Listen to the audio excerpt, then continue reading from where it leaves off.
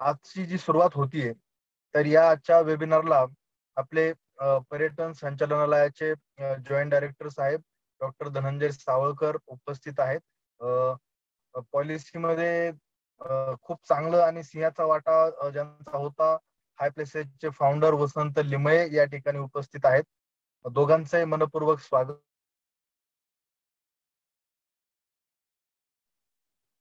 खरं तर आज आपल्याकडं पर्यटन प्रशिक्षक म्हणून मी जेव्हापासून कामाला सुरुवात केलेली आहे, तेव्हापासून वेगवेगळे आपण प्रशिक्षण घेतले.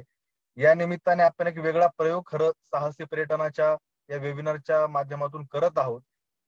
तो प्रयोग असा आहे की त्या विषयाच्या डेप्थसाठी एक टेक्निकल कोऑर्डिनेटर आपण सोबत घेतोय. तर या साहसी पर्यटन वेबिनार सिरीजसाठी आपल्या सोबत जितेंद्र देशमुख हे टेक्निकल कोऑर्डिनेटर म्हणून आपल्या सोबत असणार आहेत.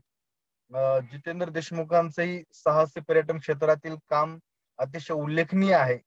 जुन्नर पर्यटन चळवळीमध्ये त्यांचा वाटाही महत्वाचा राहिलेला आहे. नेहमीच ते त्याचे गाईडलाईन समोर घेऊन येत असतात. तर जितेंद्र देशमुखांच्या माध्यमातून एक टेक्निकल कोऑर्डिनेटर आपल्याला या ट्रेनिंगसाठी लाभलेले आहेत. त्यांचे मनपूर्वक स्वागत. जवळपास 45 लोकांचा सहभाग आता आपण जास्तीचा वेळ न घेता मी आपला डॉक्टर धनंजय सावळकर सरांना विनंती करतो की महाराष्ट्र पर्यटनाचं जे साहसी महाराष्ट्र विभागात पर्यटन विभागाचं साहसी पर्यटन धोरण आहे त्याच्याविषयी आपण सर्वांना थोडक्यात माहिती द्यावी.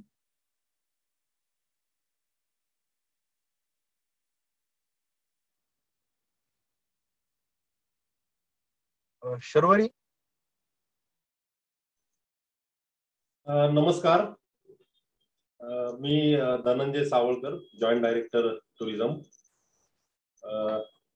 आत्ताच मनोजींनी सांगितलं की 24 ऑगस्ट 2021 रोजी आपले महाराष्ट्र शासनाचं पर्यटन विभागाचं नवीन साहसी पर्यटन उपक्रम धोरण आपण जाहीर केलं.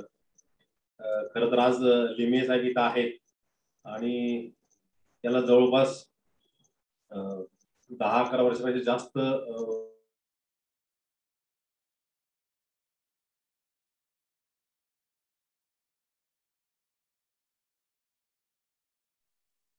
शर्वरी सरांचा मायक्रोफोन बंद केला आपण.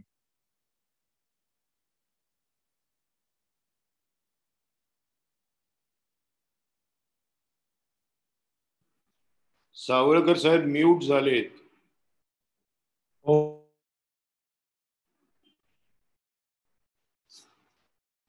Host muted everyone. शर्वरी करते ते नव्याने जॉईन होतात आवाज येतो म्हणून. मला वाटतं ते नवीन जॉईन होताना त्यांना म्यूट करताना ते मलाही म्यूट होते. आता आवाज येतो माझा? येतोय सर, फक्त मायक्रोफोन वरती लक्ष राहू द्या. बंद झाला तर चालू करता लागेल. चालू. तर या आजच्या जे आपण आजपासून जे काही 8 जे काही वेबिनार आपण सुरू केलेला करत आहोत ऍडव्हेंचर टुरिझम पाठीमागचं, त्या पाठीमागची भूमिकाच मुख्य आहे आमच्या विभागाची की 24 ऑगस्ट पासून आपण याच्या अंतर्गत तात्पुरती नोंदणी प्रक्रिया सुरू केलेली आहे आणि जवळपास त्या धोरणामध्ये आपण असं म्हटलंय की जे काही एक्झिस्टिंग किंवा नवीन ऍडव्हेंचर टुरिझम ऍक्टिव्हिटी करू इच्छितात त्यांच्या नोंदणीसाठी आपण 6 महिन्याचा कालावधी दिलेला आहे. तर गेल्या 1.5 महिन्यामध्ये जवळपास आपल्याकडे 76 नोंदणीचे अर्ज आपल्याकडे प्राप्त झालेले आहेत आणि ते 76ची जर आपण वर्गवारी बघितले तर जमिनीवरील ऍडव्हेंचर ऍक्टिव्हिटीचे 29 अर्ज आहेत, पाण्यावर जे 35 आहेत आणि हवेतले 12 अर्ज आपल्याकडे आलेले आहेत. तर परंतु जे जाणकारांचं जे अनालिसिस आहे त्याप्रमाणे आपल्याकडे विशेष करून ट्रेकिंग क्षेत्रामध्ये आणि रॅपलिंग, रॉक क्लाइम्बिंग याच्यामध्ये खूप मोठ्या प्रमाणामध्ये टूर ऑपरेटर, सर्व्हिस प्रोव्हायडर्स आणि त्याच्याशी निगडीत कॅम्पिंग या गोष्टी करणारे भरपूर आयोजक आहेत. त्या मानानं अजून आमच्याकडे नोंदणीसाठी अर्ज येताना दिसत नाहीत. त्यामुळं याबद्दल एक जाणीव निर्माण व्हावी, अवेअरनेस क्रिएट व्हावा हा एक या आजच्या वेबिनारचा उद्देश आहे. आणि त्याचबरोबर आपण हे धोरण पुढे घेऊन जात असताना शासन म्हणून आणि त्याचबरोबर या क्षेत्रातले एक्सपर्ट म्हणून त्याला कसं पुढे नेता येईल किंवा त्यातल्या कोणत्या बाबींकडे आपण लक्ष दिलं पाहिजे या सगळ्यांचा उहापोह करण्यासाठी आणि माहिती होण्याकरता आपण या वेबिनार सिरीजचं आयोजन केलेलं आहे.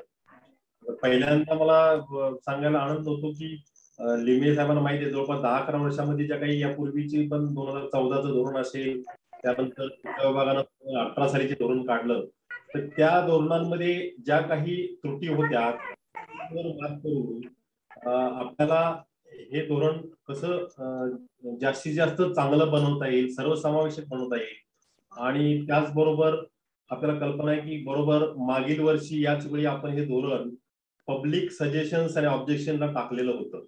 आणि त्यामुळे त्यावेळी ज्या काही यातल्या जाणकार लोकांनी आपल्याकडं ज्या काही चांगल्या सूचना केल्या त्यातल्या बहुतांश चांगल्या सूचनांचा आम्ही याच्यामध्ये समावेश करून एक अंतिम असं आपण हे धोरण आणलेलं आहे.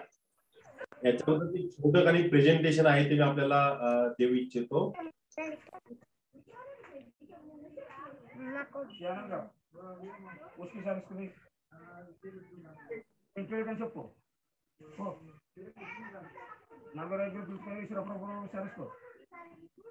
लिमे साहेब प्रेझेंटेशन दिसतंय का माझं?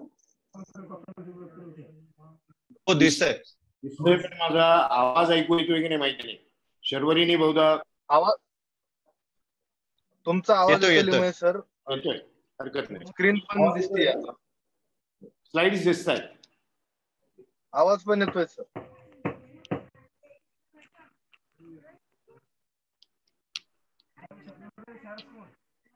तर या धोरणापाठीमागे आमची जी मूळ भूमिका आहे ते सुरक्षित साहसी पर्यटनासाठी सुनियोजित व्यवस्था निर्माण करणं हा या धोरणाचा आमचा मूळ उद्देश आहे. आता याच्यामध्ये आपण हे धोरण कोणाकोणाला लागू आहे, तर हे धोरण पहिल्यांदा महाराष्ट्रात, संपूर्ण महाराष्ट्राकरता म्हणजे महाराष्ट्रातील जे 36 जिल्हे आहेत त्याच्याकरता हे आहे.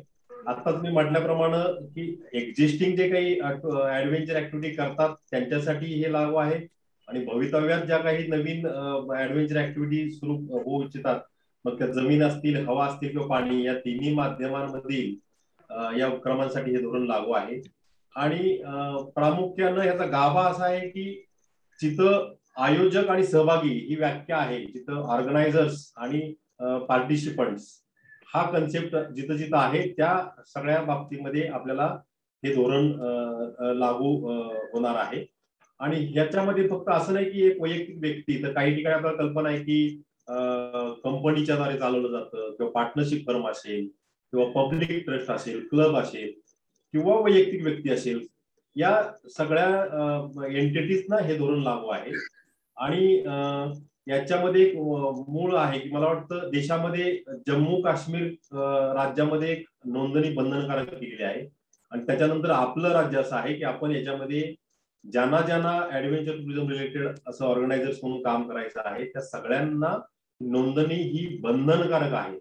बंधनकारक या शब्दावर मी भर देतो एवढ्यासाठी की भवितव्यामध्ये आम्ही ज्यावेळी आता याच्यामध्ये इन्स्पेक्शन सुरू करू आणि जर आपल्याला विना परवाना जर अशामध्ये व्यवसाय करताना आढळलं तर त्याच्यावरती आपल्याला नाईलाजानं कारवाई करावी लागणार आहे. परंतु ती वेळ येऊ नये म्हणूनच आपण हे पहिल्यांदा जसे आहात तसं आपण प्राथमिक नोंदणी करायची आहे आणि त्याकरता आपण 24 ऑगस्ट पासून पुढे 6 महिन्यांचा कालावधी आपल्याला आपण दिलेला आहे. आणि असं नाही की या धोरणाचा उद्देश हा केवळ रेग्युलेशन करणं, नियम घालून देणं एवढंच नाहीये, तर त्याचबरोबर आपण आपल्याला आमचं एक 2016चं मूळ पर्यटन धोरण आहे आणि त्या धोरणाअंतर्गत ज्यांना ज्यांना महाराष्ट्रामध्ये पर्यटनाच्या ऍक्टिव्हिटी करायच्या आहेत आणि ज्याच्यामध्ये ते गुंतवणूक करू इच्छितात त्या पर्यटन व्यावसायिकांना आपण 2016च्या धोरणाअंतर्गत काही लाभ पण देत असतो. म्हणजे उदाहरणार्थ सांगायचं झालं तर आपण स्टेट जीएसटी मध्ये आपल्याला कन्सेशन द्यायला आहे. जर ऍडव्हेंचर टुरिझम ऍक्टिव्हिटी करायसाठी तुम्हाला जमीन घ्यायची असेल तर आपण स्टॅम्प ड्युटी, रजिस्ट्रेशन फी आपण माफ करत असतो. व्यवसाय सुरू केल्यानंतर इलेक्ट्रिसिटी ड्युटीमध्ये कन्सेशन आहे. तुम्ही जर त्या व्यवसायाकरता कमर्शियल वॉटर वापरत असेल तर त्याच्यामध्ये फिक्स चार्जेस आहेत. अशा पद्धतीचे लाभ सुद्धा या धोरणाअंतर्गत जे जे काही नोंदणी करतील नवीन ज्यांची गुंतवणूक असेल त्या गुंतवणुकीच्या प्रमाणामध्ये साधारण 5 वर्षापासून ते 20 वर्षापर्यंत गुंतवणुकीच्या स्वरूपानुसार आपण याच्यामध्ये लाभ देत आहोत. आता पुढचा जो सगळ्यात महत्त्वाचा मुद्दा आहे की याच्यामध्ये कोणाकोणाला नोंदणी करणं बंधनकारक आहे. आता मी सांगितलंच की आपल्याला की ज्या ह्या अशा ऑर्गनाइज ऍक्टिव्हिटी करणारे टुरिझम ऍडव्हेंचर टुरिझम उपक्रम करणारे इव्हन ऑनलाईन असतील तर त्यांना सुद्धा आपण यात हे म्हटलेलं आहे. त्यानंतर मी कंपनी हे तुम्हाला सांगितलंच. बऱ्याचदा असं होतं की काही म्हणतात की ना नफा ना तोटा तत्वावर चालणाऱ्या संस्था आहेत, परंतु त्या चार्जेस घेऊन या ऍक्टिव्हिटी करत असतात, त्यांनाही हे लागू आहे. त्यानंतर काही सर्व्हिस प्रोव्हायडर आहेत, ते थेट व्यवसाय करत नाहीत परंतु वेगवेगळ्या सेवा उपलब्ध करून देतात त्याच्यामध्ये, तर त्यांच्यासाठी सुद्धा हे लागू आहे. त्यानंतर ऍग्रिगेटर्स, म्हणजे काही ठिकाणी असं आहे की नॉर्मल टूर करताना पण ह्या एक म्हणजे मल्टिपल ऍक्टिव्हिटी मधली ही एक ऍक्टिव्हिटी असते, तर अशा ऍग्रिगेटर्सलाही हे लागू आहे. आणि याच्याशी निगडीत ज्या काही प्रशिक्षण संस्था आहेत त्यांना सुद्धा ह्या धोरणाअंतर्गत नोंदणी करणं बंधनकारक आहे. तर सगळ्यात ह्या धोरणाचा गाभा आहे, कारण आमच्याकडे ज्यावेळी काही ऑब्जेक्शन आणि सजेशन येत होते बऱ्याच लोकांना वेगवेगळ्या प्रकारच्या शंका कुशंका या धोरणाबद्दल होत्या, आणि म्हणून आम्ही या धोरणामध्ये हे धोरण कोणाला लागू नाही हे सुद्धा अगदी सुस्पष्ट केलेलं आहे. यामध्ये ज्यांना याच्यामध्ये माहिती आहे त्यांना हे असेल की पूर्वी मागचा जो जी आर निघाला होता तो 2018 साली क्रीडा विभागाने काढला होता, आणि म्हणून आम्ही हे धोरण बनवताना मग आता याच्याशी निगडीत जी काही विभाग आहेत त्या सगळ्यांच्या संमती घेतल्या आपण. त्यामुळे मग क्रीडा विभागाची पण आम्ही संमती घेतली, तर क्रीडा विभागाच्या सहमतीनं आपण एक केलेलं आहे, ज्या ऍडव्हेंचर ऍक्टिव्हिटीमध्ये ज्यावेळी कधी ऍक्च्युअली स्पर्धा होत असतील, कॉम्पिटिशन होत असेल, जिथं नंबर 1, 2, 3 असे काढले जात असतील, अशा स्पर्धात्मक साहसी खेळांना आपण या धोरणामधून वगळलेलं आहे. त्याचबरोबर काही ठिकाणी असं होतं की आयोजक आणि पार्टिसिपंट असं न होता स्वतःच्या स्वयंक्षमतेवर आणि स्वयं जबाबदारीवर पण काही लोक जात असतात याच्यामध्ये ऍडव्हेंचर ऍक्टिव्हिटीसाठी. आणि यात असं आहे की बऱ्याच काही अशा संस्था आहेत की त्यात अनुभवी व्यक्ती आहेत, आणि त्या अनुभवी व्यक्ती स्वतःहून एक साहस म्हणून आणि अशा एक्सपेडिशन्स काढत असतात, मोहिमा काढत असतात. तर त्याच्यामध्ये आमचं स्पष्ट म्हणणं आहे की ज्यावेळी तुम्ही अनुभवी व्यक्ती म्हणून तुम्ही स्वतःच्या जबाबदारीवर काही संस्थेचे प्रतिनिधी, जुने अनुभवी प्रतिनिधी जर ऍडव्हेंचर ऍक्टिव्हिटी करत असतील तर त्याच्या बाबतीमध्ये आम्हाला हे बंधनकारक म्हणजे लागू नसणार आहे. परंतु याच्यामध्ये असं आहे की नवख्या लोकांना त्यांना बरोबर घेऊन जाता येणार नाही याच्यामध्ये, ही आम्ही आठ टाकलेली आहे. आणि त्याचबरोबर काही ठिकाणी असं होतं की काही युवक लोक स्वतःहून, म्हणजे तिथं ऑर्गनायझर नसतो काही नसतो पण ते स्वतःहून जातात आणि मग ते ट्रेकिंगला जात असतात, एक्सपिडिशन जात असतात, तर याला सुद्धा आपण इथं नोंदणी असणार नाही. फक्त त्याला आम्ही नंबर चार्ट घातलेले आहे की किमान म्हणजे 15 लोकांचा जास्तीत जास्त समूह असेल तर त्यांना आपण यात अलाउड केलेला आहे. त्याचबरोबर शालेय संस्थांनी जर काही सहली आयोजित केल्या असेल ट्रेकिंग निगडीत तर त्यांना पण ह्यातून वगळलेलं आहे. परंतु ह्याच्यात एक आहे की त्यांना जर कधी म्हणजे तज्ञांचं सहकार्य घ्यायचं असेल तर त्यावेळी त्यांनी नोंदणीकृत संस्थांचं जे या पर्यटन धोरण या ऍडव्हेंचर धोरणाअंतर्गत ज्यांनी नोंदणी केलेली आहे अशांचं सहाय्य त्यांना घ्यावं लागेल. त्याचबरोबर वाईल्ड लाईफ सफारीच्या बाबतीमध्ये आपण फॉरेस्ट विभागाची संमती घेतली आणि फॉरेस्ट विभागाला सांगितलं की त्याच्यामध्ये जिथं वाईल्ड लाईफ सँक्च्युरी जे आहेत, जिथं एंट्री जी आहे ती रेग्युलेट केलेली असते, अशा ठिकाणी आतमध्ये हे धोरण लागू नाहीये. त्यामुळे वाईल्ड लाईफ सँक्च्युरीमध्ये मग ते टायगर रिझर्व असतील किंवा अन्य काही प्राण्यांसाठी जे रिझर्व्ह असतील त्याला वाईल्ड लाईफ सँक्च्युरी आपण शब्द वापरतो, जे वाईल्ड लाईफ ऍक्ट खाली येतात, तर ते अशा बाबी सुद्धा या धोरणामध्ये नाही आहेत. तथापि याच्या बाहेरील नॉर्मल जंगलांमधील रिझर्व्ह फॉरेस्ट असेल किंवा प्रोटेक्टेड फॉरेस्ट असेल तिथं जर नेचर ट्रेल आपण करत असाल तर त्याला आपल्याला याच्या अंतर्गत परवानगी घ्यावी लागणार आहे. तर साधारणपणे या गोष्टी आपण हे धोरण कशाला लागू नसेल याच्या बाबतीमध्ये आपण स्पष्ट केलेलं आहे. त्याचबरोबर मग आपण याच्यामध्ये जे सुरक्षेच्या वेगवेगळ्या काही दक्षता ज्या घ्यायच्या आहेत त्याच्यामध्ये काही होम डिपार्टमेंटने सुद्धा याच्यामध्ये आम्हाला काही डायरेक्शन्स दिल्या होत्या किंवा त्यांनी काही सूचना केल्या होत्या, त्याचा सुद्धा समावेश केलेला आहे. उदाहरणार्थ 18 वर्षाखालील जर बालकांचा समावेश करायचा असेल तर आपण पालकांची नाहरकत प्रमाणपत्र त्याच्यामध्ये घ्यावी लागेल. त्याचबरोबर ज्या काही त्यातल्या जोखमा आहेत, सेफ्टी मेजर्स आहेत, त्याच्याबद्दल आपले जे पार्टिसिपंट असतील त्यांना आपल्याला सूचना अगोदर द्याव्या लागतील की कशा पद्धतीचा धोका या ऍडव्हेंचर ऍक्टिव्हिटीमध्ये आहे. आणि त्याचबरोबर मग इक्विपमेंट्स आणि याच्याबद्दल तर आपण या धोरणांतर्गत आम्ही जे काही अनेक्शन्स केलेले आहेत जे आमच्या वेबसाईटवरती उपलब्ध आहेत, त्याच्यामध्ये आपण कुठल्या प्रकारची सर्टिफाईड इक्विपमेंट्स वापरली जावेत, कुठल्या प्रकारचे तज्ज्ञ लोक याच्यामध्ये गाईड्स म्हणून असावेत, याच्याबद्दलच्या सुद्धा डिटेल गाईडलाईन्स आपण सुरक्षितताविषयक याच्यामध्ये या धोरणांतर्गत दिलेल्या आहेत. आणि विशेष करून काही ठिकाणी जिथं फिक्स लोकेशन्स आहेत, मग वॉटर स्पोर्ट्स रिलेटेड असतील, उदाहरणार्थ आपण ज्या वॉटर स्पोर्ट्स ऍक्टिव्हिटी आहेत त्याच्या बाबतीमध्ये आपण असं म्हटलेलं आहे की तिथं प्रॉपर दिशादर्शक नकाशे, संभाव्य धोके किंवा टेळणी मनोरे अशा काही गोष्टी त्या फिक्स लोकेशन जिथं असतील आणि जिथं अशा ऍक्टिव्हिटी केल्या जातील त्याच्यासाठी ह्या केलेल्या आहेत.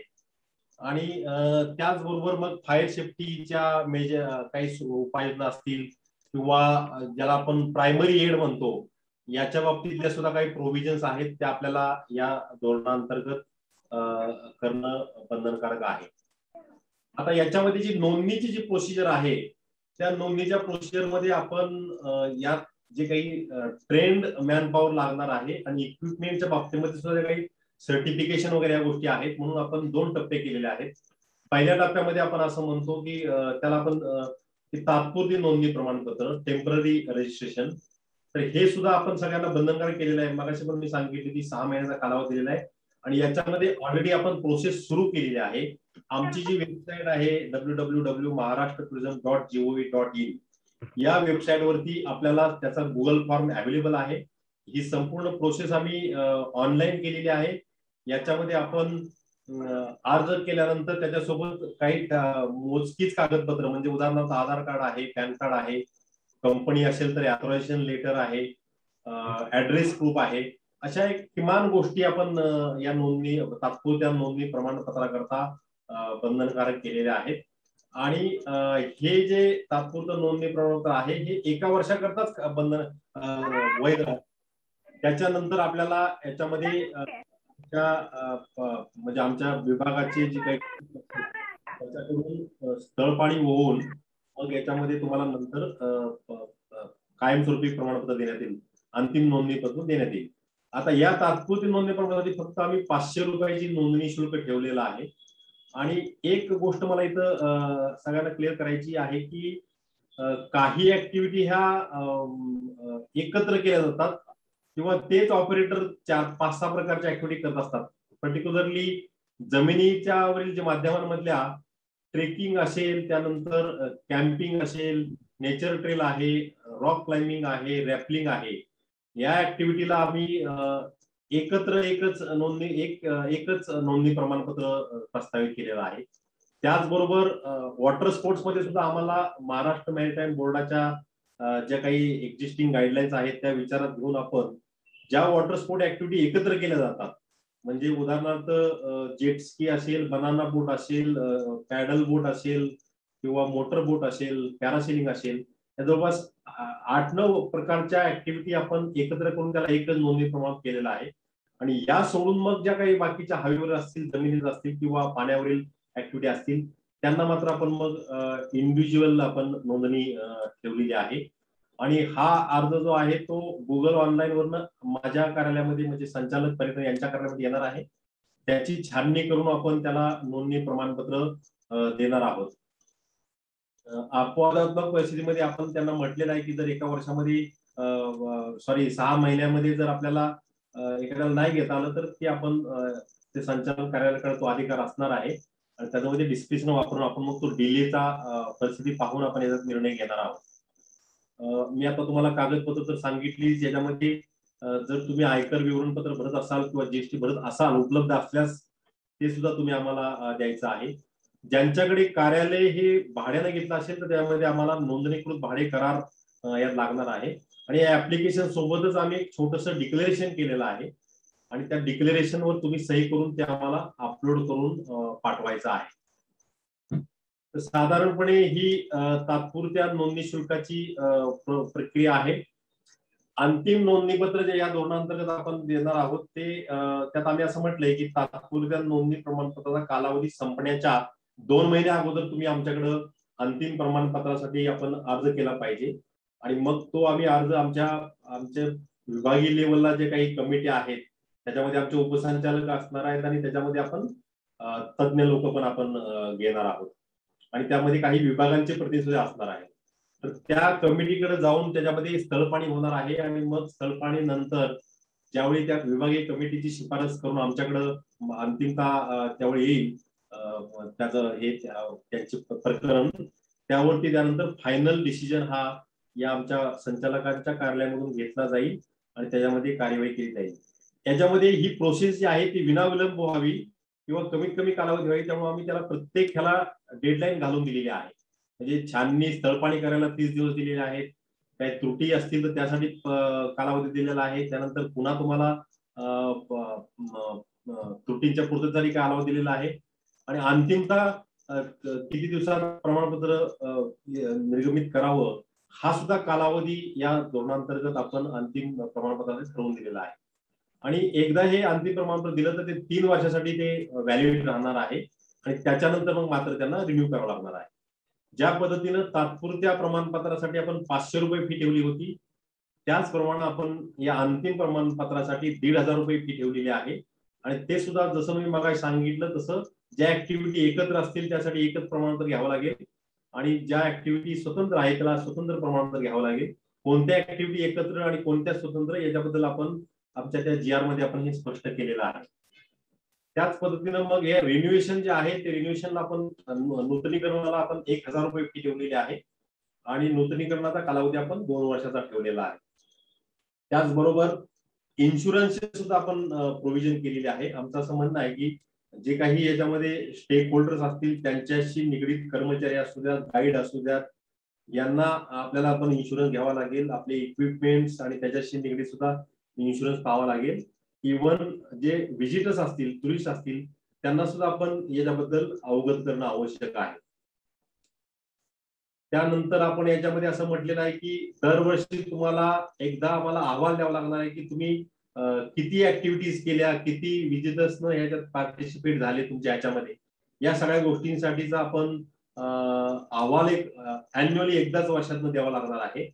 आणि त्याचबरोबर आपल्याला कल्पना असेल की या ऍडव्हेंचर ऍक्टिव्हिटी करत असताना बऱ्याचदा अपघात घडतात आणि म्हणून मग या अपघाताच्या वेळी बचाव कार्यामध्ये जे कोणी व्यक्ती सहभागी होतात ज्या संस्था सहभागी होतात त्यांना कशा पद्धतीनं आपण आर्थिक सहाय्य करू शकू त्यांना कशा पद्धतीने मदत करू शकू किंवा त्याच्या काय प्लॅन असावा याच्याबद्दल सुद्धा या धोरणांतर्गत आम्ही तरतूद केलेली आहे आणि त्याचा एक निश्चित एक कृती आराखडा करून आपण याच्यामध्ये कार्यवाही करणार आहोत.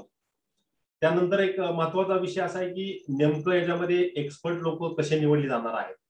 तर याच्यामध्ये आपण एक एम्पॅनल्ड सूची एम्पॅनल्ड लिस्ट करणार आहोत आणि ती लिस्ट करण्यासाठी सुद्धा आपण काही सुरुवातीला एक्सपर्ट घेऊन त्याचे पहिल्यांदा निकष ठरवणार आहोत. ती कार्यवाही आता आमची सुरू आहे. ते निकष ठरवल्यानंतर निकषाच्या आधारे मग आपण जाहिरात देऊन आपण ऍप्लिकेशन्स मागवून मग त्या ऍप्लिकेशन्सची छाननी करून मग एक फायनल एम्पॅनल लिस्ट केली जाणार आहे. याच्यामध्ये तिन्ही ज्या स्तर आहेत म्हणजे एक राज्यस्तरीय कमिटी आहे त्याच्यामध्ये सुद्धा 3+2+2 म्हणजे जमिनीवरील ऍक्टिव्हिटीसाठी 3 एक्सपर्ट्स असणार आहेत 2 पाण्यासाठी आणि 2 हवेसाठी अशी 7 लोक स्टेट लेवलच्या कमिटीमध्ये. विभागीय लेवलला सुद्धा अशाच कमिटी आहेत त्याच्यामध्ये प्रत्येकी 7 म्हणजे 7 गुणिले आमचे 6 विभाग आहेत त्यामुळे 42 लोक याच्यामध्ये अकोमोडेट होणार आहेत आणि प्लस आमच्या संचालकांच्या कार्यालयामध्ये जे कक्ष असणार आहे त्या कक्षासाठी सुद्धा 7 लोक असणार आहेत. असे जवळपास म्हणजे 56 लोक आपण टोटल आम्ही ह्या एम्पॅनल्ड लिस्टमध्ये आपल्याकडं राज्यस्तरीय आणि विभागस्तरीय म्हणून असणार आहे. तर ही आमची कार्यवाही सुरू आहे. स्टेट लेवलची आपण कमिटी केलेली आहे त्याचा मूळ उद्देश असा आहे की हे धोरण आहे हा ऍडव्हेंचर टुरिझम हा खूप मोठा विषय आहे आणि याच्यामध्ये खूप वेळोवेळी आपल्याला बऱ्याच गोष्टींचा अंतर्भाव करावा लागणार आहे बऱ्याच स्ट्रॅटेजी ठरवाव्या लागणार आहेत. मग त्या ट्रेनिंगचा विषय असू द्यात किंवा याला प्रमोशन पब्लिसिटीचा विषय असू द्यात किंवा यातल्या रेग्युलेशन मधल्या काही येणाऱ्या अडचणी सोडण्याचा असू द्यात अशा वेगवेगळ्या प्रकारच्या जे काही धोरणात्मक बाबींमध्ये काही बदल करायचे असतील या धोरणामध्ये त्याकरता आपण ही राज्यस्तरीय कमिटी केलेली आहे. आमच्या विभागाचे जे काही प्रधान सचिव असणार आहेत त्या कमिटीचे अध्यक्ष असणार आहेत. याच्यामध्ये मग आपण पोलीस महासंचालक आहेत, क्रीडा आयुक्त आहेत, मुख्य वन संरक्षक आहेत, प्रधान मुख्य वन संरक्षक आहेत, महाराष्ट्र मॅरिटाईम बोर्डाचे प्रतिनिधी आहेत, इरिगेशनचे आहेत, आमच्या कार्यालयाचे संचालक सर आहेत आणि शिवाय एक्सपर्ट, अशी ही स्टेट लेवलची कमिटी आहे. आणि त्याची मी तुम्हाला आता कार्य सांगितलीच. तर त्याच पद्धतीनं आपण विभागीय लेवलला सुद्धा कमिटी केलेली आहे. ती आमच्या उपसंचालक पर्यटन जे आहेत ते त्याचे अध्यक्ष असणार आहेत. त्याच्यामध्ये आपण मग पुन्हा पोलीसचे प्रतिनिधी, डीवायएसपी किंवा त्याच्या लेवलचा अधिकारी असणार आहे. त्यानंतर क्रीडा आयुक्तांनी अपॉइंट केलेले तालुका किंवा जिल्हा क्रीडा अधिकारी लेवलचा अधिकारी असणार आहे. फॉरेस्टचे अधिकारी असणार आहेत. इरिगेशनचे एक्झिक्युटिव्ह इंजिनियर किंवा त्याने अधिकृत केलेला अधिकारी असणार आहे. आणि प्लस एक्सपर्ट्स. तर अशा या विभागीय लेवलची कमिटी आहेत. या विभागीय लेवलच्या कमिटीकडे प्रामुख्यानं जे काही अर्ज येतील त्या अर्जांचे आधारे स्थळपाणी करून शिफारस करणं हा एक मूळ विषय आहे. त्याच्याच बरोबर स्थळपाणी करत असताना तिथं जे काही प्रशिक्षक नेमलेले आहेत ते एक्सपर्ट आहेत की नाही, साहित्य बरोबर आहे की नाही याची तपासणी करणं, शिवाय अनधिकृतरित्या जर काही ऍक्टिव्हिटी चालत असतील तर त्याच्याबद्दल शिफारस करणं, त्यांची प्राथमिक कारवाई करणं, अशा पद्धतीचं काम आपण या विभागीय कमिटीला दिलेलं आहे. आणि त्याचबरोबर आपल्या विभागामध्ये या धोरणाचा प्रसार करणं, प्रचार करणं, त्यातली प्रगती करणं किंवा त्याबद्दल राज्यस्तरीय समितीला काही शिफारशी करणं, अशा पद्धतीची कार्यकक्षा या विभागीय समितीची असणार आहे. तिसरं जे मी तुम्हाला सांगितलं की साहसी पर्यटन उपक्रम कक्ष हा संचालक पर्यटन यांच्या अध्यक्षतेखाली असणार आहे. याच्यामध्ये सुद्धा आपण एक्सपर्ट लोक घेतलेले आहेत. आणि या कक्षाचं काम प्रामुख्यानं नोंदणी करणं हा विषय आहे. आणि त्याचबरोबर मग राज्यस्तरावर ज्या काही प्रॅक्टिकल अडचणी येतील त्या सोडवण्यामध्ये विभागीय समित्यांना मदत करणं, नामिका सूची तयार करणं. त्यानंतर पुढच्या टप्प्यामध्ये आमचं अशी धारणा आहे की आपण याच्यामध्ये काही म्हणजे तारांकित दर्जा, म्हणजे आपल्याला कल्पना असेल की काही ऍडव्हेंचर ऍक्टिव्हिटी खूप क्वालिटी सर्व्हिसेस देतात, काही कमी क्वालिटी देतात. त्यानुसार आपण पुढे त्याचं रेटिंग करणं किंवा कॅटेगरायझेशन करणं, अशा पद्धतीची सुद्धा कार्यवाही केली जाणार आहे. आणि जे काही तात्पुरते आणि अंतिम प्रमाणपत्र आपण देणार आहोत त्याच्यासाठी एक खिडकी योजना राबवणं, अशा पद्धतीची ऍक्टिव्हिटी ही या कक्षामार्फत केली जाणार आहे. अर्थात हे धोरणाला प्रॉपर इम्प्लिमेंटेशन व्हावं म्हणून या धोरणांतर्गत जर काही तपासणीच्या वेळी आम्हाला काही उल्लंघन झालं किंवा त्याच्यामध्ये काही अनधिकृत काही उपक्रम चालू आहेत असं कळलं तर त्याच्यावर कारवाई करण्याची सुद्धा यामध्ये तरतूद आहे. म्हणजे जसं मी म्हटलं की काही सब स्टँडर्ड इक्विपमेंट वापरत असतील, जे काही यात मानकं ठरवून दिलेले आहेत त्याच्यापेक्षा कमी दर्जाचा वापर होत असेल किंवा ट्रेंड मॅन पॉवर नसेल, अशा जर काही गोष्टी आढळून आल्या तर त्याच्यावर कारवाई करण्याच्या बद्दलची तरतूद सुद्धा या धोरणांतर्गत आहे.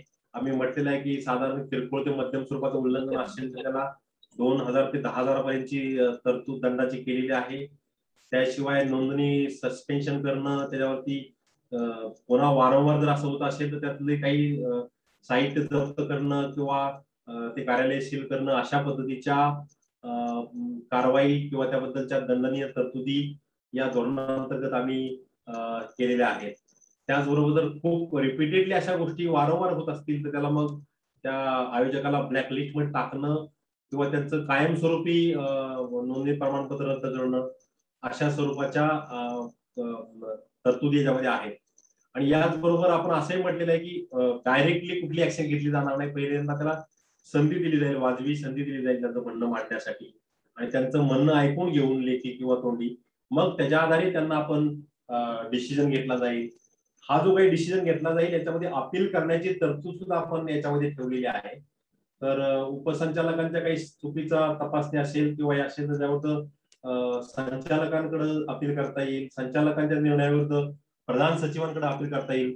अशा पद्धतीच्या तरतुदी आपण या धोरणामध्ये केलेल्या आहेत. तर सर्वसाधारणपणे आमची अशी भूमिका आहे की जे काही राज्यामध्ये साहसी पर्यटन होतं ते जे काही अनऑर्गनाइज आहे त्याला ऑर्गनाइज कसं करता येईल, सिस्टमॅटिक कसं करता येईल, आणि त्याचबरोबर या ह्याच्यामध्ये वाढ कसं होईल, म्हणजे म्हणजे मला सांगायला महत्वाचा मुद्दा असा आहे की 2016 साली भारत सरकारच्या पर्यटन विभागाने अख्ख्या देशातील ऍडव्हेंचर टुरिझम ऍक्टिव्हिटी बद्दल निल्सन नावाच्या संस्थेला अपॉइंट करून एक अख्ख्या देशाचा एक अभ्यास केला गेला. त्यांनी जवळपास 8,000 वेगवेगळ्या स्टेक होल्डर्स बरोबर सर्वे सॅम्पल डाटा घेऊन त्याच्यामधून काही मतं मांडली. तर त्याच्यामध्ये महाराष्ट्र राज्य टर्नओव्हरच्या दृष्टीने ऍडव्हेंचर ऍक्टिव्हिटी आज आपण 5 नंबरला आहोत. उत्तराखंड असेल, जम्मू काश्मीर असेल, हिमाचल प्रदेश असेल, गोव्यासारखं राज्य टर्नओव्हरच्या बाबतीमध्ये आपल्या पुढे आहे.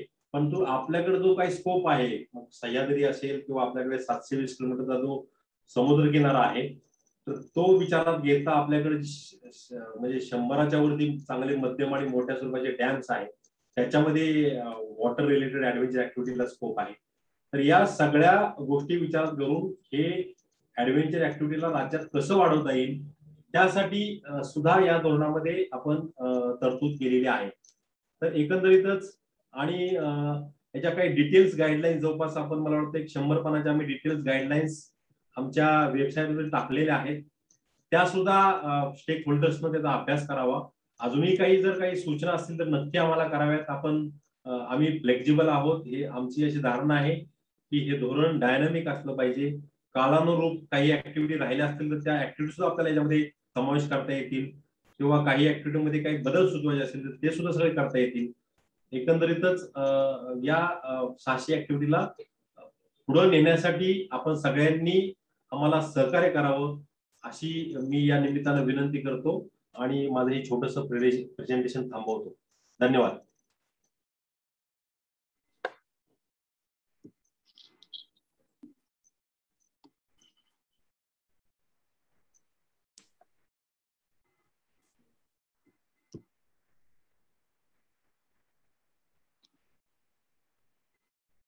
देशमुख साहेब, मनोज किंवा देशमुखजी म्यूट वरच दिसत आहेत.